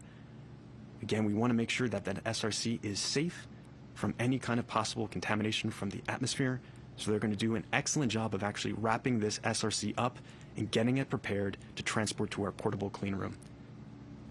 That actual operation of getting that SRC bagged and stowed and ready to go on our long line operations for the helicopter will be a rather quick operation. As you see some team members from Lockheed Martin, their role is largely finished for today. They were operating a lot of the flight dynamics of that SRC, getting it to the ground, and now they can really just take a step back and relax, catch their breath after all the chaos of the morning. Very exciting moment for all of them, I'm sure, to actually see their creation sitting on the surface of the Utah Test and Training Range. Just massive, massive sigh of relief. So as I mentioned, that actual recovery of the SRC will be a relatively quick process, but a number of our team members, including Dante Loretta, our principal investigator, might remain out on the site where you see that SRC on your screen now. They're going to continue to collect samples. You can see a number of flags placed around. There's some pink flags placed there. There are 4 placed in front of the SRC where the team believes the SRC is potentially dragged along the surface as it came to a rest on the Utah Test and Training Range desert surface. On the back side of that SRC are 4 additional pink flags, and those are our regions for control sampling. We'll actually go and sample all of these regions and compare back to areas we believe the SRC did not contact. You can see additionally, it's a little bit hard to make out with the bright color of the desert, but there are a couple white flags present at the SRC. And these are areas of operation for the team to actually be able to walk up to the SRC with the carrying fixture, place it next to the SRC, and actually begin to bag and stow our sample return capsule for transport to the Dugway clean room. So it's been already just an incredible morning. We're now about an hour past landing of the OSIRIS-REx sample return capsule. Just a few years ago, our spacecraft, our intrepid robotic explorer, was 200 million miles away from us on the other side of the solar system. It successfully captured a sample of the asteroid Bennu, stowed it away, and transported it on the long 1.2 billion mile journey to us here on Earth. We experienced an incredible entry, descent, and landing as this team that you see on screen here, the Lockheed Martin team, a couple hours before our broadcast started, gave the green light, the go command, to actually release the sample return capsule containing pieces of the asteroid Bennu. It then floated on its own through the vacuum of space for about 4 hours before coming in contact with the atmosphere over the San Francisco, California Bay Area, traveling at just over 27,000 miles per hour and heating up to over 5,000 degrees Fahrenheit as it encountered the incredible drag forces our Earth's atmosphere presents. We then slowed down under our drogue parachute initially, which kept us stable during our descent down to the Utah Test and Training Range. And then ultimately, at about 20,000 feet off the deck, we gave the command to deploy our main parachute, that orange creamsicle color parachute that has now actually already been stowed away by our team members here at the Utah Test and Training Range. It's been a really wild journey. Very excited to have our SRC on the ground.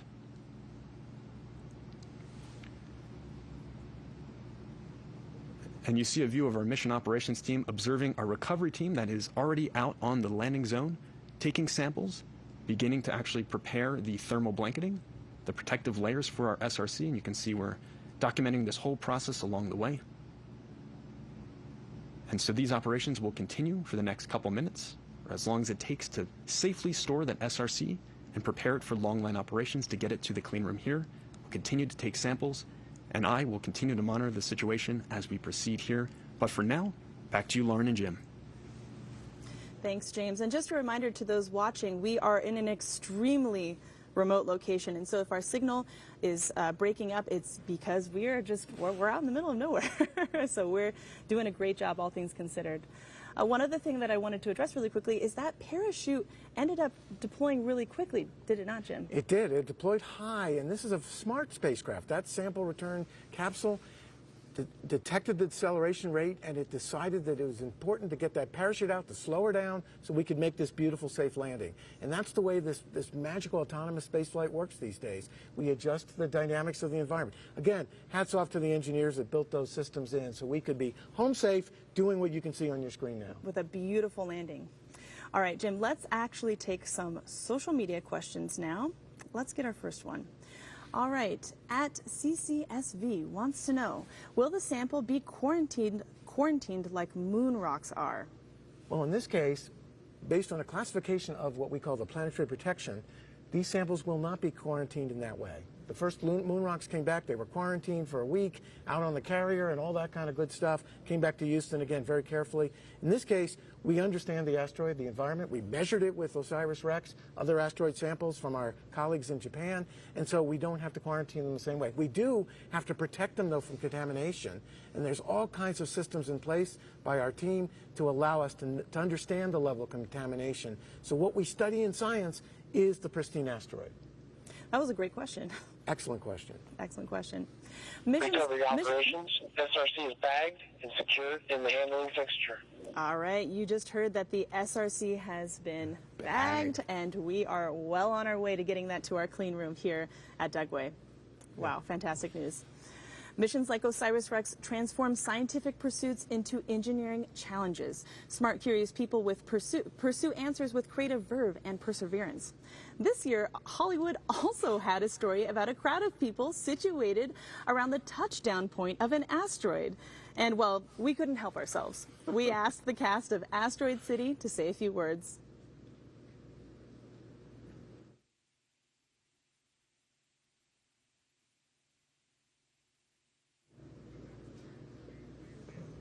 All right, well, it looks like we are having some technical difficulties, but that's okay. We'll definitely get you that video. It's a really fun one. It is. Scarlett Johansson, I mean, A-lister, yes. Can you imagine?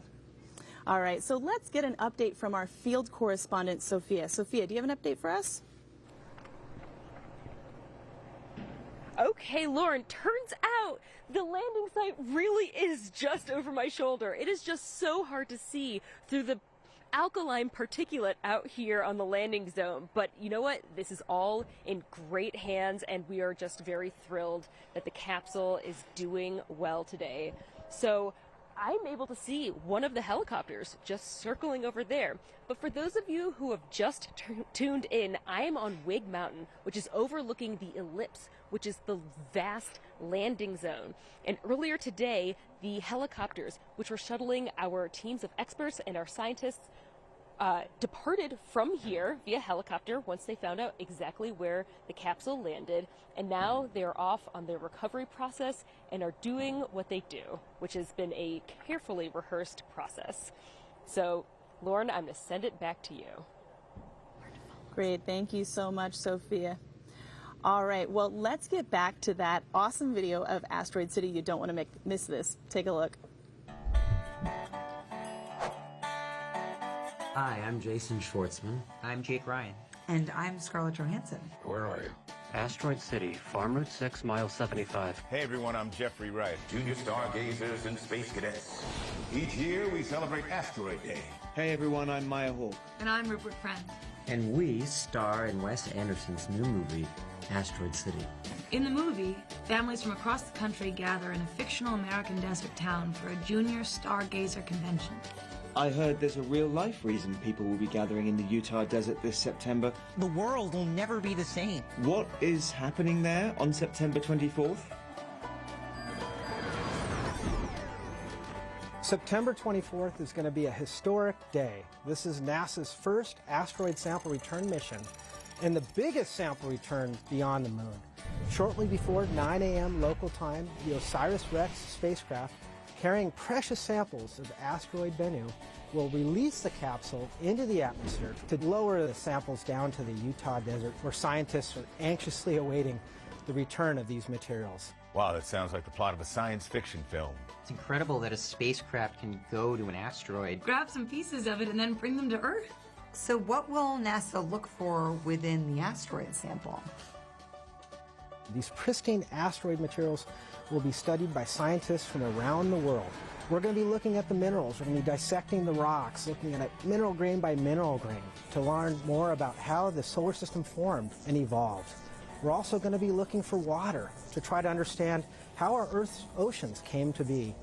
And then finally, we're going to be looking at organic compounds, including some of the basic chemical building blocks of life, to try to understand whether asteroids like Bennu could have delivered the building blocks to Earth, leading to the origin of life on Earth and potentially elsewhere. With the data that we obtained from these materials, we're going to be rewriting the textbooks on solar system formation. Fascinating stuff. But don't fragments of asteroids land on Earth all the time? Why can't we study those pieces instead of a mission to bring this sample to the Earth? Yeah, that's a great question. I mean, in fact, the Earth is constantly being bombarded by fragments of asteroids in the form of meteorites. But one of the big problems with studying meteorites is you don't always know where they came from, and it also can be contaminated. Fair enough. It makes sense that we'd want to study something more pristine. So how will NASA protect the sample once it's on Earth? And can I have some? Oh, I wish we could have some of these samples. I wish I could bring one home with me to put on my dresser at home. But the reality is these samples will only be for educational purposes and scientific research. The samples will be transported to the NASA's Johnson Space Center, where they've built a special curation facility just for keeping these samples safe and pristine. This is also incredible. I'm so glad that NASA has teams of people that are searching for the answers to some of the biggest questions, like where did life and water come from? Where did our solar system come from? I can't wait to see what we learn from the asteroid sample OSIRIS-REx is bringing to Earth. Thank you for all that you do. This is also incredible. Thank you so much for all you do. Well, you just said that name. You just said OSIRIS-REx. That was the thing. That was kick-ass. How did you do that? I was like, what is this phrase? I was like, OSIRIS-REx. OSIRIS-REx. Yeah, OSIRIS. It was great. It was great. OSIRIS-REx. Wow, talk about that mega wattage star Whoa, power. Scarlet, Oh wow. my gosh. It takes a huge, talented team with profoundly diverse skills to design and execute something as audacious as OSIRIS-REx. It takes years of planning and perseverance to see it through from that initial notepad doodle to a moment when the world tunes in to celebrate a huge success. It also takes leadership, and I'm pleased to say that we are now joined by the director of NASA Goddard Space Flight Center, Dr. Mackenzie Lystrup. Welcome. Thank you so much. I'm delighted to be here and very happy about the results coming out today. It is a great day indeed, and congratulations. This is a huge day for Goddard. It must go without saying that you are very proud. Absolutely. This team is amazing. They've been through so much for so long. Goddard Space Flight Center, the special thing about NASA's Science Center, Goddard, is that we have scientists and engineers working side by side, and so that doodle on a napkin can turn into something like OSIRIS-REx. And scientists like Dr. Garvin here, who's joined us, really help us create a vision with other scientists of how you're going to do the engineering that gets you to this moment that we have today. And Mackenzie, we have leadership across all domains on this mission, from system engineering to science to accounting to everything. How did your team in Maryland pull this thing off? Yeah, we have people who have managed multiple parts of missions over the decades.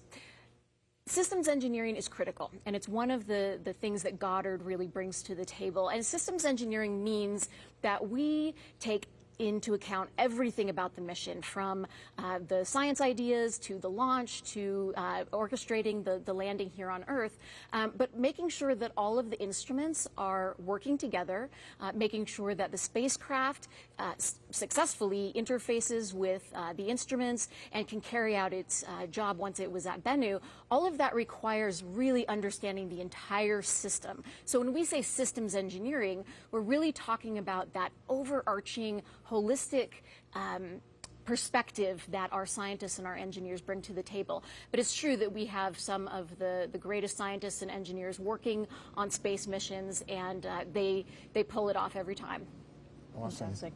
Well, you know, really quickly here, Goddard will be one of the centers that will receive a sample, but who else will receive a sample of the asteroid? Samples are really traveling all around the world. What I think is very exciting about this mission is that we're saving about 75%.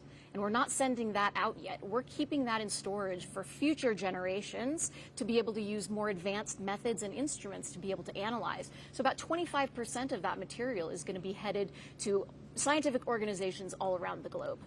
Fantastic. Unbelievable. Well, thank you so much for joining us this morning. Yeah, thank you. Thank you so much. Congratulations. Yes. There's a big team of scientists, engineers, and so many others here in Utah working to make OSIRIS-REx a success. It should go without saying, everyone here is mission critical, from bus drivers to planetary geologists, helicopter pilots to logistics experts. With all of the natural excitement about the mission itself, let's stop for a few minutes and highlight those in OSIRIS-REx who made it live and breathe. Take a look.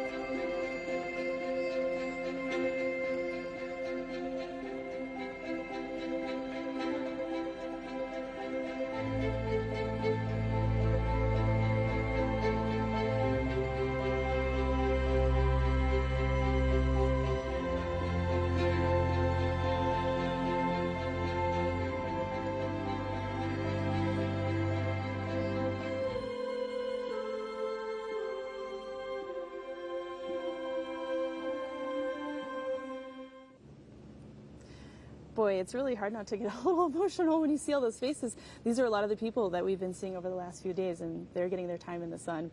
All right, let's throw it over to James for an operational update. Take it away, James. Yeah, thanks, Lauren. So while we've been kind of waiting for the past couple of minutes here, the team has actually successfully bagged and prepared the sample return capsule for the long line operations. You can see on your screen right now, the SRC is bagged within thermal blanketing, and that metal thing you see on the bottom is the carrying fixture. This will then be actually loaded up into cargo netting and prepared for long line operations. One of our helicopters will take flight, carrying the SRC dangling beneath it. The SRC is going to be stabilized with that cargo netting. There is a gimbal that will keep it stable as we begin the flight to the clean room with our precious cargo on board. You'll notice a couple of tape markers on that SRC as well, the thermal blanketing there. Those are pieces of Kapton tape marking exactly where vents are on that SRC for team members here at the clean room, who will once again do gas and thermal readings once it arrives at the clean room. Just once again making sure team members are safe and secure as we begin to continue those recovery operations, getting the SRC into the clean room. And this is one of the last phases of the process of getting our SRC back and then opening it up, finally seeing that sample canister within and preparing that for shipment tomorrow on a C-17 cargo plane to the Johnson Space Center's sample curation facility. And this was a very quick process. I mean, if you're keeping time at home, this was only maybe about 20 minutes that they took to get out there once they arrived and wrap everything up really quickly once they were given the official confirmation to approach, get everything stored, prepared for those long line operations. This really has become second nature for these team members. They really are able to bag and prepare this SRC. And you'll see still quite a few flags around that area there. Once this SRC is flown away from the region, the landing zone, team members from the curation team will remain on site and continue to take samples of that surrounding area. They also have set up Off screen here, you can't see it, but there is a air reading that they're going to be taking actual air samples of the area, atmospheric samples. All of this will be cross-correlated with samples that we actually get back from the asteroid Bennu to make sure that nothing from Earth here at the LZ or beyond got into that sample return capsule. And you can see some of those team members who are going to be taking those samples, once again approaching the location. Dante Loretta is front and center with them. He has that armband on, and on his left arm, you can see it there, as he's carrying his bucket that has all of his tools that he needs to begin collecting these samples. It's a very tight procedure that they have to go through to make sure that they are properly taking these samples. You can see they are photographing the area first, documenting exactly where they are collecting the sample from. They then have a small metal scooper that they'll use to actually dig into the desert surface. It's a bit of a soft surface out there today. As I mentioned, we did have some rain that softened it up, so it should be easy to dig in there, grab a bit of sample, and then they will bag that sample, seal it up, and then send that off to the sample curation team at the Johnson Space Center. Admiring the region as well. It's a beautiful, clear morning there today. We've been rehearsing in a variety of different conditions, including in the middle of the summer where temperatures were over 100 degrees Fahrenheit, much cooler conditions. You can see our team members wearing their UV shirts today. A much chillier morning for them as they are doing these recovery operations.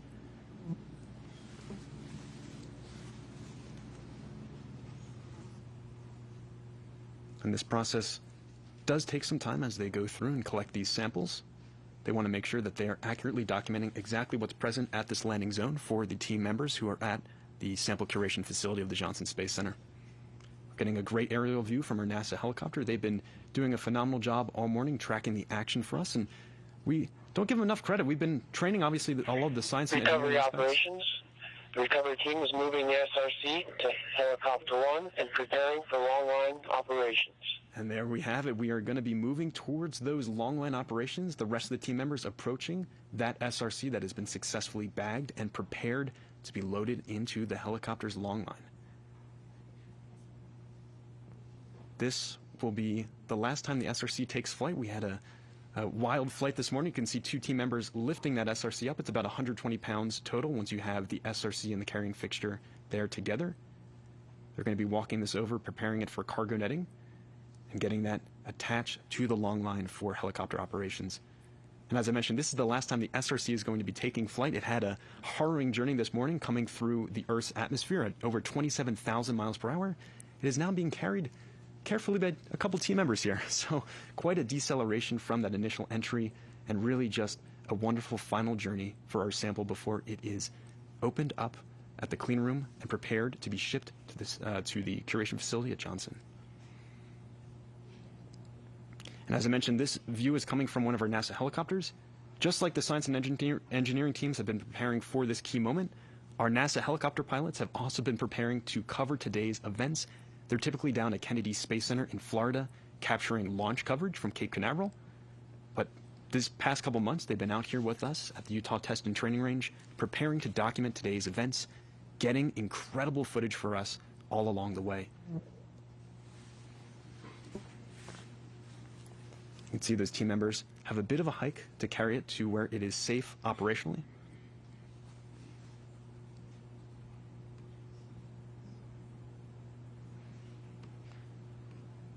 And you can see we have the cargo netting already laid out there. Our representative from Dugway, Jasmine Nakayama, is prepared with that cargo netting. She is going to help the team here get that SRC that has already been successfully bagged up with thermal wrapping into that cargo netting, and you can see the helicopter already there staged and ready to lift off. The helicopter pilot has actually removed one of the doors on that helicopter so he can lean out and look down as he carefully lifts the SRC off the terrain. We want to make sure that this is a careful, slow process as we safely transport this SRC to the Dugway clean room. And you can see Jasmine is picking up pieces of the cargo netting and beginning to wrap the SRC that has been placed already on the carrying fixture with the thermal blanketing. Team members observing their handiwork of getting that carefully wrapped up. We'll then actually unwrap all of that thermal blanketing once we actually get it into the clean room here. Recovery operations. SRC is in the cargo net. and all the gear has been stowed in the helicopter. Great news. Everything sounds nominal for helicopter operations, and in just a few moments we should have liftoff of that SRC aboard the helicopter with that long line attached. Team members clearing the area to make sure that we can safely take off with our helicopter. These helicopter pilots have also been training in tandem with all the team members the past couple months leading up to this key moment. We've practiced these long line operations. We've practiced the flight back to the dugway clean room.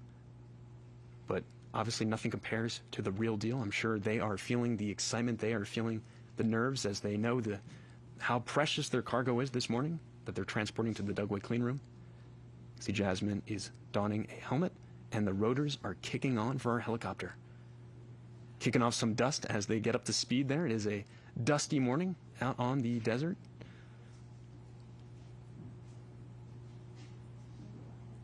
And this will be, once again, a very slow, deliberate operation.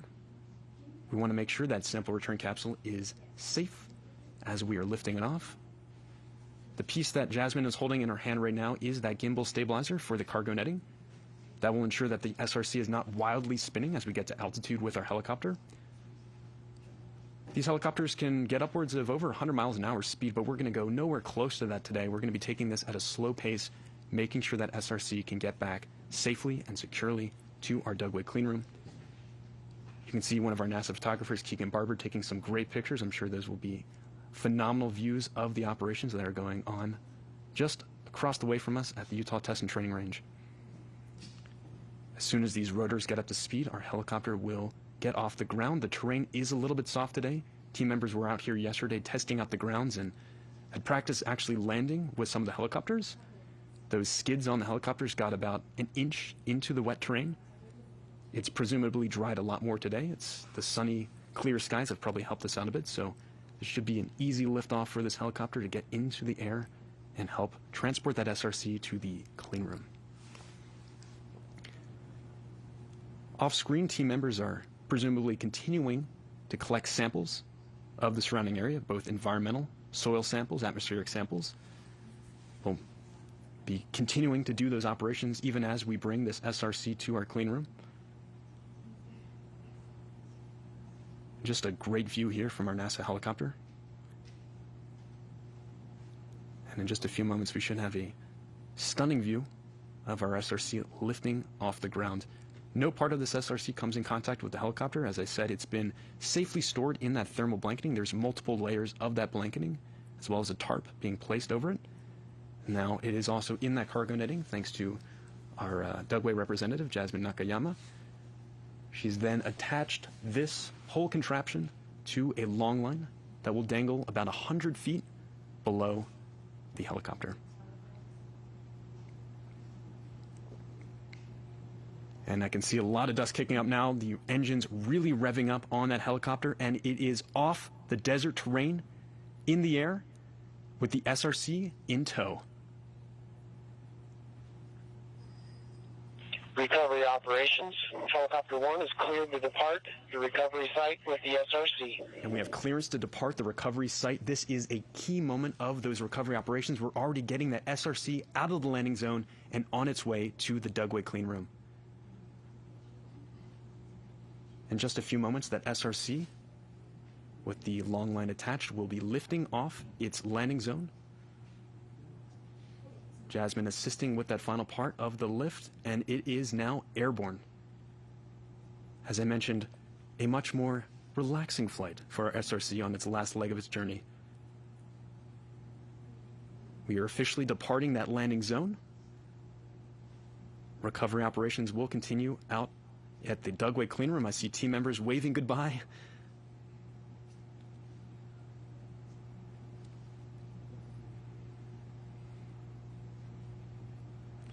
And look at that view. This is a stunning view of our helicopter. This is a long journey ahead. As I mentioned, probably about 20 minutes of total flight time. We may lose signal as we head out there a bit, but for now we have a stunning view of our helicopter carrying the SRC below. And you can see that stabilizer is helping to keep that SRC nice and stable below. We'll continue to track this transport to the clean room, but for now, back to you, Lauren and Jim. Wow, check out that epic shot. Check it out. What a ride. Wow. All right. Thanks, James. The science community has serious questions about asteroids like Bennu for a long time. What are they made of? Do they hold any clues about the origins of life on Earth or elsewhere? And what can they tell us about our past and potentially our future? It's all about chemistry, Lauren. It absolutely is. Well, fortunately, Jim, we are joined by somebody who specializes in the kind of chemistry that you'd be hard-pressed to find outside of NASA. Jason Dworkin is the OSIRIS-REx project scientist. Welcome. Welcome, Jason. Thanks for coming. And congratulations. What a historic day. Oh, it's you just must be so relieved. Fantastic, yes. Relieved, invigorated, excited, and so much work ahead of us. Right. Indeed, indeed. Fun work. Fun work. No. Epic work. Epic work. You must be so excited to dig into the sample yourself. But what makes this sample? You know, we've continued to say this is such an important sample from an asteroid. Why is it scientifically significant? So Bennu is an ancient piece of the early solar system, a leftover component.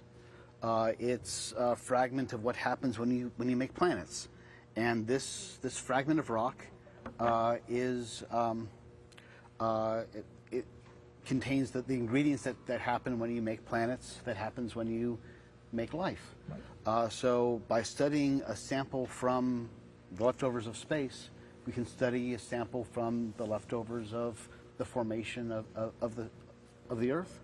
Look at the chemistry in detail as you can only do on the ground, using instruments that are sometimes bigger than a launch pad, let alone the rock and the spacecraft.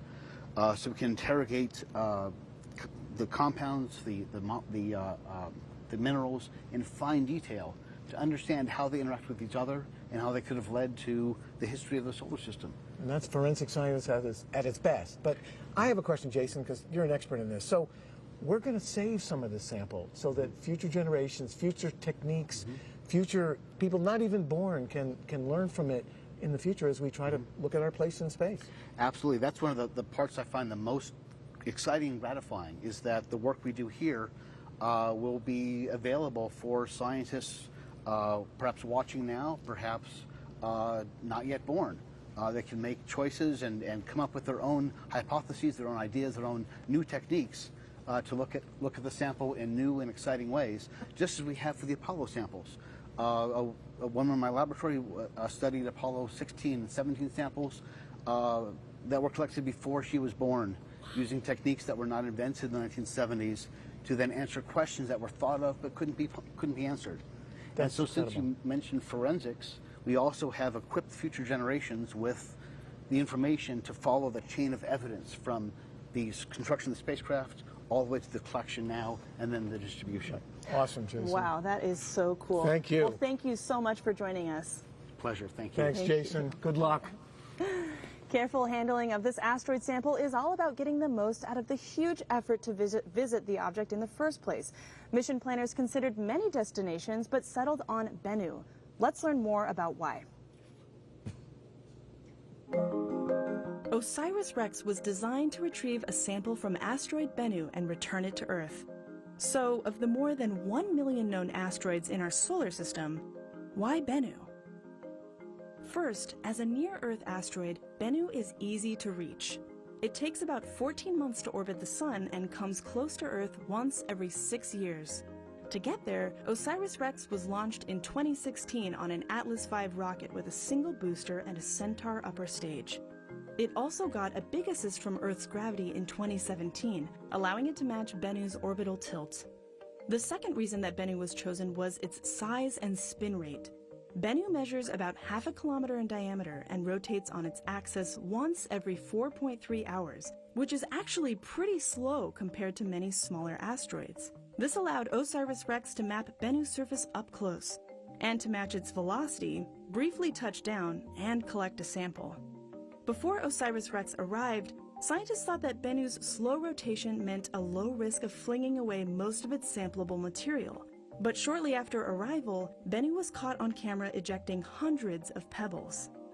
It turns out that Bennu regularly sheds small particles, but it still had plenty of loose material left on its surface for sample collection.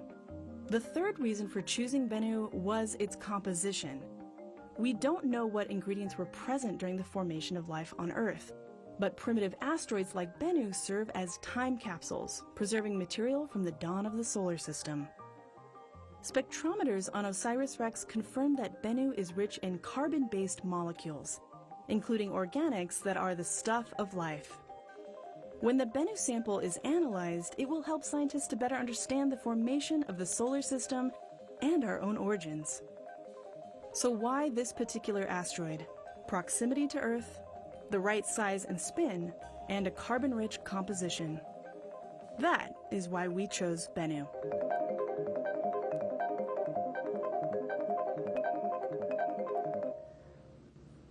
As you can see in the bottom of your screen, that SRC is continuing its transit to the clean room. Awesome. All right, so turning our attention back to the rocks in the Bach, I have to ask Jim, how did they get it in here? What is this? So this is the TAGSAM sampler head. It's about 1 foot long. It looks like an old Chevy carburetor, but inside is something much more precious. Inside, maybe 250 or more grams of that primitive material from the asteroid. And it has all the gear on it, including samplers on the bottom, little pads to grab sample, as well as the stuff inside that contains the bigger pebbles and all the dust. It even has witness plates that we use to do that contamination control that Jason was talking about. This is the box. Mm-hmm. This is the big deal right here. And you know, the material went into this box. We've actually got some of what's called simulant here, and this is obviously not the actual sample from Bennu, but it is a good approximation. Is that right, Jim? That's right. And so what we discovered on this amazing mission was the material properties and the microgravity of asteroid Bennu didn't behave like we totally expected. They behave like an almost cohesionless fluid. And so while I pour this here and they fall pretty naturally, and this is about the amount of stuff we expect to find inside this sampler head, they flowed more like water on Earth than we expected there on the asteroid. This is new physics. We didn't know that was going to happen.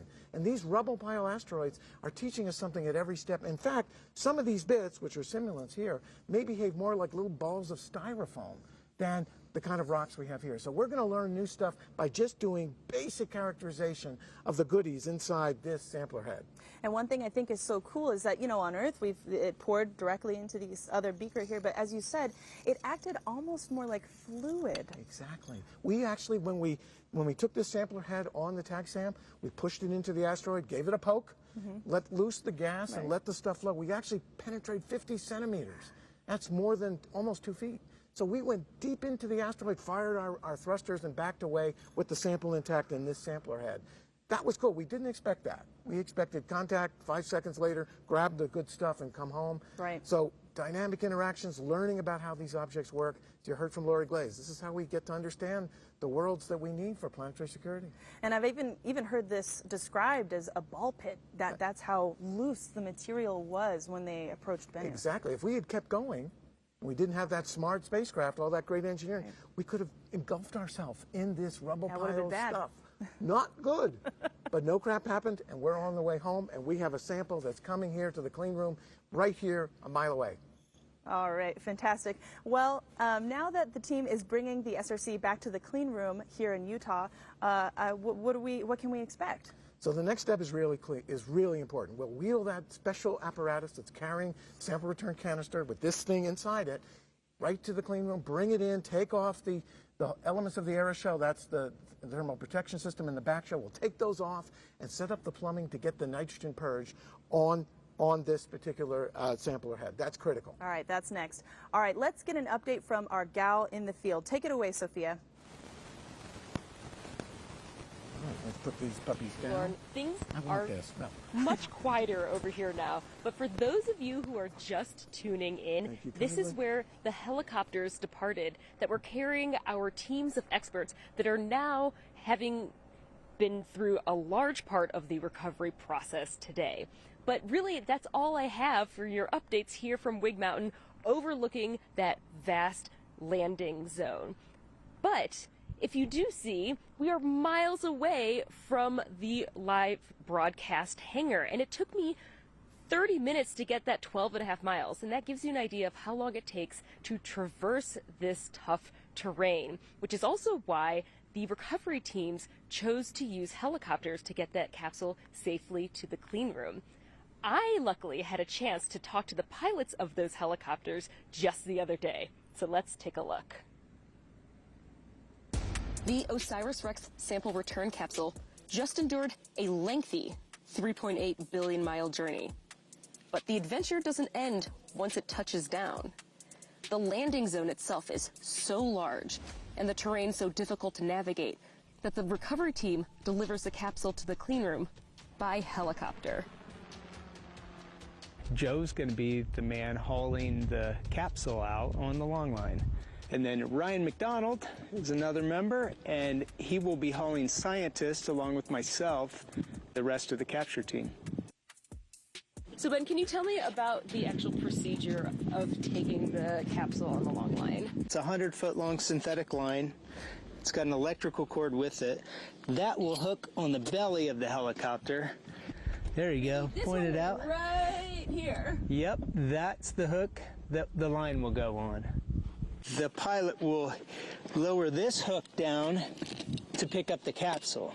They'll fly it back to the clean room, lower it down, and when he lowers it down, he'll hit a little button on his collective.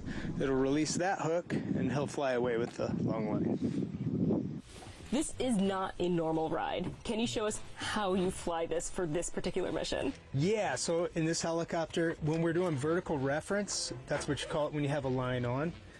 Now to see the end of the line, I'll be leaning out like this. It's an awkward position, and kind of lean out and look back because my hook's going to be right down in the middle of the helicopter. It will be this button. This button here is the remote hook, and that will keep the line on the belly, but it'll open that little green remote hook when you push it forward.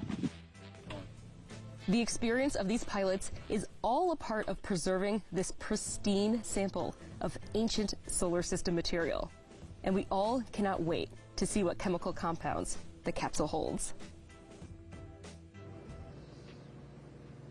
We're now joined by Robert Lightfoot from Lockheed Martin Space, representing the team that built and flew the OSIRIS-REx spacecraft for NASA. Robert, welcome. Well, thanks for having me. What a great day. Pretty exciting. Hey, Robert, thank you. Pretty exciting. So this spacecraft has many firsts and some unique tech as well. Can you tell us more about some of the new technologies that were integrated into OSIRIS-REx? Yeah, you know, there's three that come to mind for me. The first is obviously the touch-and-go sample collector, where we had to come up with what we called the pogo stick. How we're going to hit the asteroid and collect the sample. So that was the first thing. The other thing, we had a natural feature terrain activity that we did that was really associated with, it was kind of a backup for guidance and navigation, but we ended up needing it because when we got to the asteroid, you remember there were very large boulders we didn't expect to see that we had to fly through. And then finally, probably the most unsung part was our digital twin. We created a digital twin for the spacecraft, which, if you remember, this was right in the middle of COVID. Right. And so being able to do the sample and use the digital twin to do all the practicing before we took the sample was probably those are the three things that come to mind for me.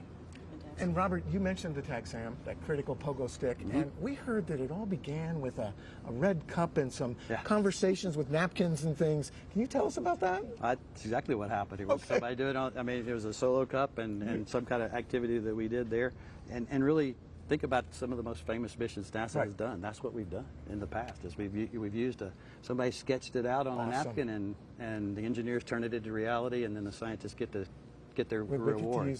Thank you, Robert. What a great story. What a fantastic story. Well, thank you so much for joining us, Robert, and congratulations again. Thanks. Really proud of the team, Lockheed Martin team, and everybody for doing it. Fantastic Y'all work. take care. Great job. We're keeping our eyes on ground operations as teams work to secure the SRC, take measurements at the landing site, and get everything ready for its transit to a specially prepared clean room a few miles away. Today's landing is a big day, but to tell you the truth, NASA is starry-eyed about asteroids, and for good reason. Asteroids are time capsules for the solar system and are vital research destinations for learning about our origins and perhaps our futures.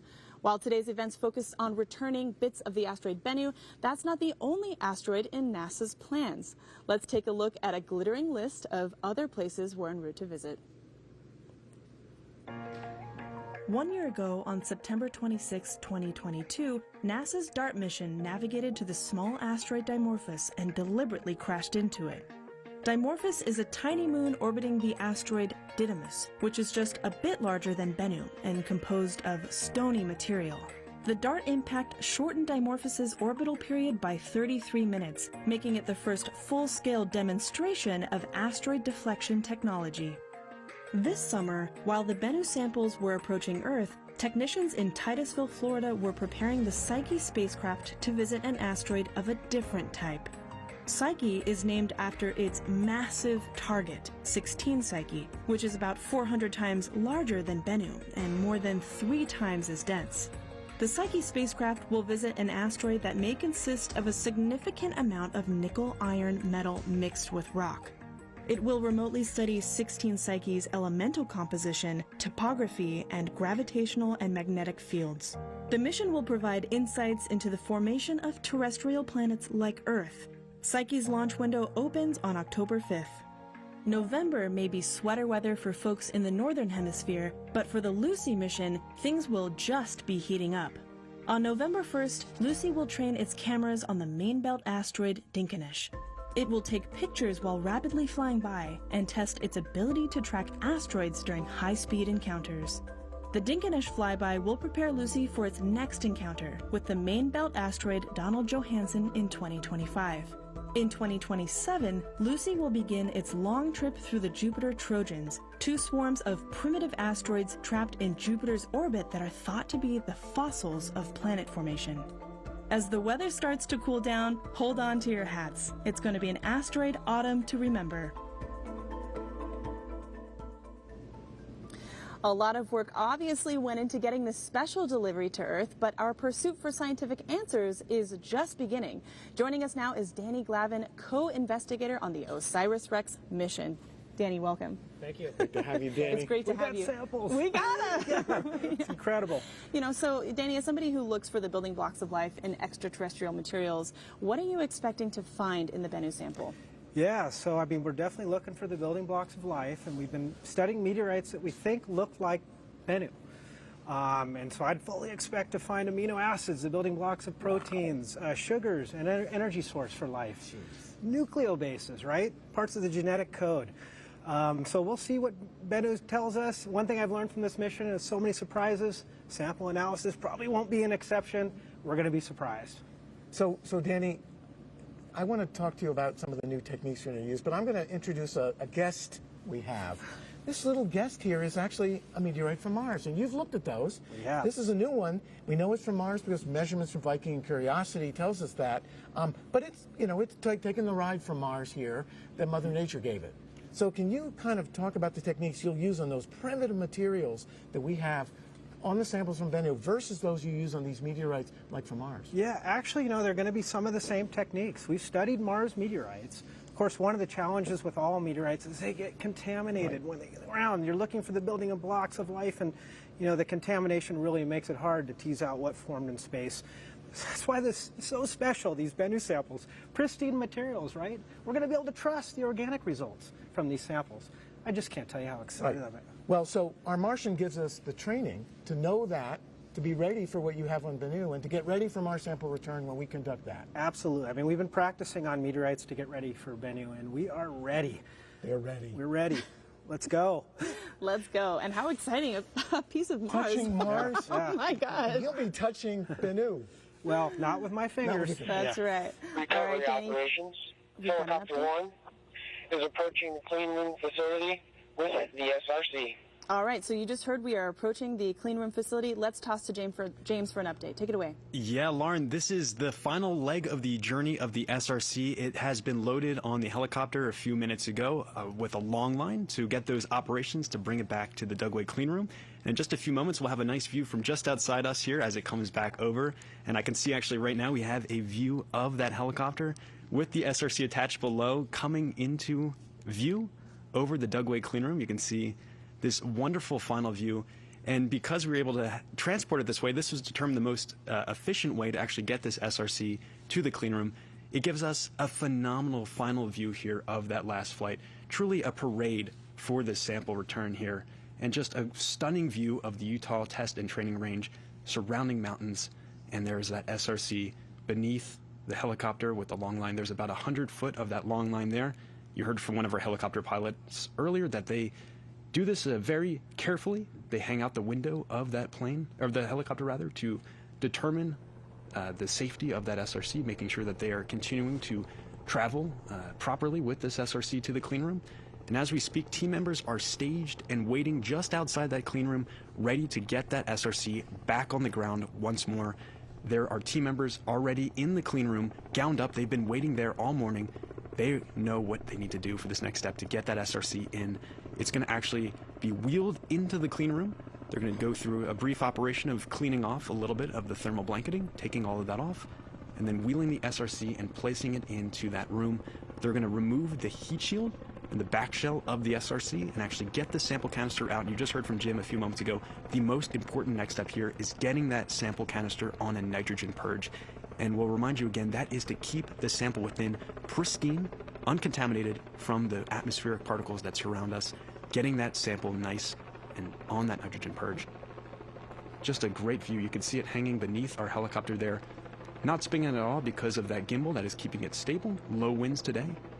And that SRC is bagged in thermal blanketing inside that cargo netting. And in just a few moments, it's going to be lowered down to team members outside the clean room. The first team members to actually approach this SRC once it lands will be wearing personal protective equipment and gas masks once again. They're going to do another safety assessment of that SRC, approaching with those PPE to take gas measurements to make sure that the batteries did not heat up and outgas at all during this short flight. And then once they give the green light, there will be a brief team huddle. And then the next step of the recovery operations will continue. They'll get that SRC onto a small carrying cart, and you can see it being lowered down. The clean room, the top of the clean room, the building rather, is in view, and that SRC is coming down to the ground. Slowly being lowered. Everything about this has been carefully planned out, a very slow process.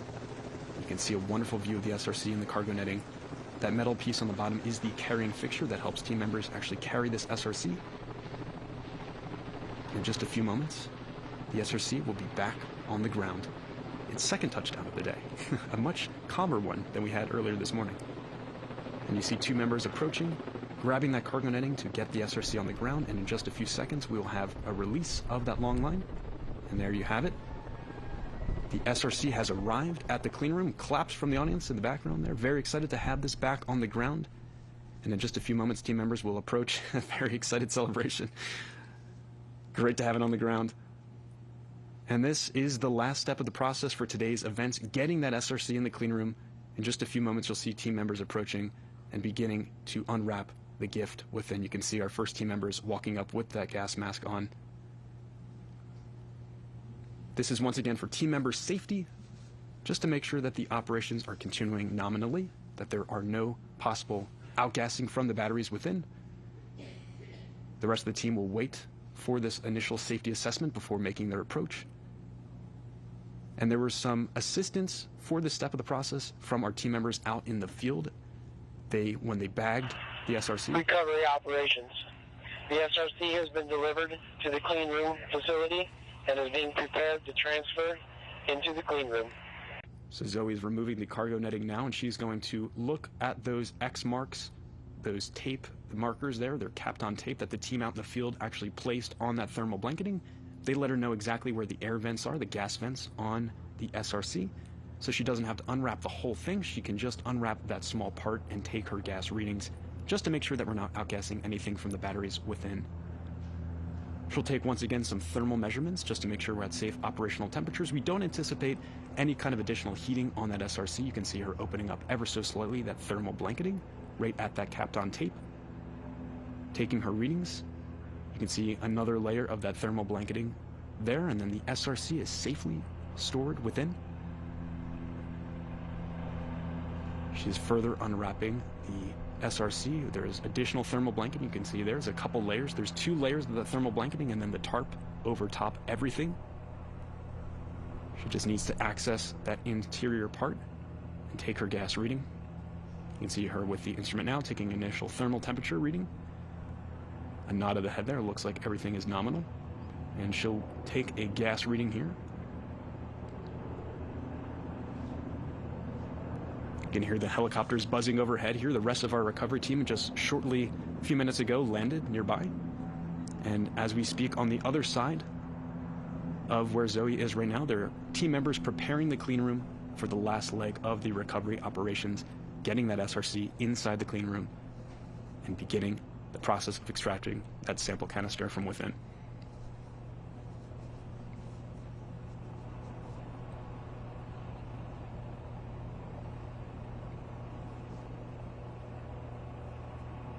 Zoe continues to assess the situation here for safety. She is beckoning for her team to come over. It seems like it is safe for the recovery operations to continue, and 2 more team members will be joining her to assist with this next step of the operation.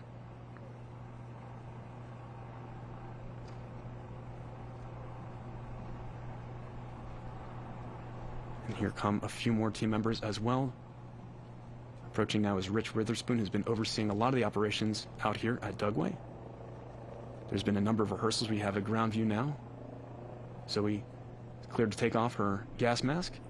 Big smile, very excited to get that SRC back here. It appears to be safe to continue the next step of the operations, getting that sample return capsule in the clean room.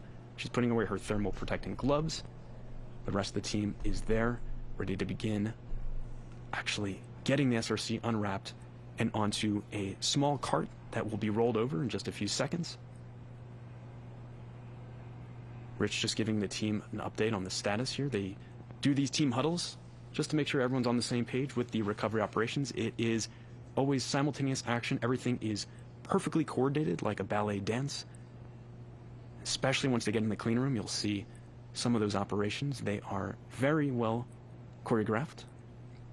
And you can see they are bagging it up just a little bit more before they do this next step of the operation of actually lifting it up onto the cart that will then be wheeled into the clean room. Everything has really been thought out in advance, down to the actual material of the gloves the team members are to use in actually handling the sample return capsule. Nylon 6 is a polymer which is very similar to a protein, and so when nylon gets wet, hydrolyzes, it breaks up and releases a compound called epsilon aminocaproic acid that can be seen in some meteorites. So in order to distinguish between the chemistry that we see on Bennu and the chemistry that we see on nylon degradation, we need to make sure that these sorts of classes of compounds are kept away from the sample.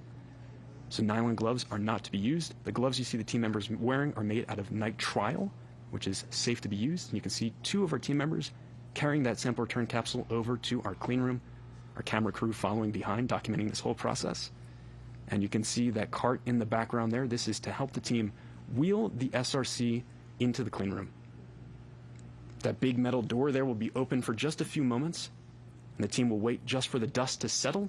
It'll kick up a little bit of dust, so they want to wait for that to settle and be visually clean, is the way the team describes it, before they continue to wheel that SRC in further, removing the tarp covering that thermal blanketing protective layer of the SRC. And you can see on the other side of the door, the team members for the clean room team are waiting to acquire that SRC within. And one big lift, all 4 members really digging down underneath there, getting that SRC up onto that fixture, a bit of a heavy lift you can see, and we have it successfully on there. There's some padding protecting that SRC as it rests lightly. You can see the white padding underneath the SRC. In just a few moments, teams will await clearance to open those gates, open that door, and get the SRC inside the clean room, getting it on that nitrogen purge. Just a few moments later, a knock on the door, and there it is. The clean room door is opening up. Our Johnson team on the other side waiting for their precious cargo to arrive, and it is wheeled into the door. We have the SRC inside, just sitting outside the clean room. You can see at the left of your screen with the NASA meatball and the OSIRIS-REx insignia. That is our portable clean room that has been set up here at Dugway for the sole purpose of this part of the operation. This last step of the process of getting the SRC opened up, accessing the sample canister within, getting it on a nitrogen purge, and then actually tomorrow morning we'll have a C-17 cargo plane flying this precious cargo down to the Johnson Space Center. At the Johnson Space Center, they've actually built a custom clean room for the OSIRIS-REx Bennu samples. As I mentioned earlier, they're going to be joining a historic collection that also includes samples from the Apollo program that were collected at the surface of the moon, as well as samples from Stardust and Genesis, both of which actually landed here in the Utah Test and Training Range a number of years ago, and also some Antarctic meteorites. We will not actually be opening up the sample canister today, so that we'll actually have to wait just a few days, so the team will have to be patient still as they wait for the official opening of the sample canister. But what you're seeing now, a bunch of team members will lift up the SRC for our curation team to reach underneath, scrape off any kind of dirt, and place it back on to our carrying fixture here. All of these samples will then be looked at as well. Any kind of environmental samples that potentially came in contact with our SRC are of interest to the Johnson team, so all of that will be documented for later as the team continues to shed the thermal blanketing layers that were protecting our SRC on its journey. On the long line, you can see a couple team members looking through the windows of the clean room, waiting for their part of the process to kick off as they get the SRC wheeled in. We get a nice close-up view of the SRC here. You can really see how charred it is from that entry into Earth's atmosphere. That is the back shield that you're seeing of the SRC, and the top part there has been sealed off. That is actually where the parachute was deployed from. See, there was that yellowish-orange seal that was placed on top there where the parachute disconnected from the SRC. A brief team huddle here as they walk through the next step of the operation, making sure everyone is on the same page here as they will lift up the SRC ever so slightly, and the team has these brush tools. You can see one of our curators carrying one in her right hand there.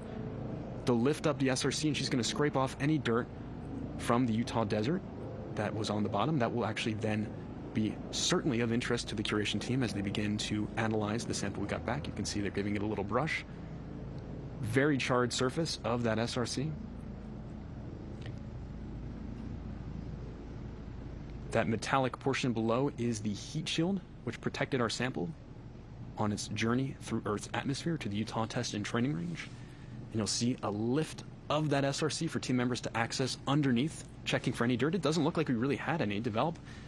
And this is actually great because what happened was, since the soil was so damp today, we had a little bit of moisture. It was actually a much softer landing, so not as much dust really caked on that SRC. It landed perfectly on the surface of the Utah desert. They're going to place this back down again. Seems like their operations are going perfectly according to plan here. They'll do another lift on the other side just so they can access where the team members were previously holding. And then if all looks good, they will clear this to be wheeled into the clean room. And really just backing up and thinking about this entire journey from where we started this morning. Right before, maybe about 4 hours before we kicked off our broadcast, the team at Lockheed Martin gave the go to release the SRC that you see right here from the main OSIRIS-REx spacecraft. It detached from that spacecraft on its 4-hour solo journey. There's nothing we could do at that point as it entered into Earth's atmosphere. Began the punishing entry, descent, and landing, which took us to the Utah Test and Training Range. Out in the field, teams worked to recover the sample, and they actually continued to take samples, environmental and air samples of the region around where we landed. We successfully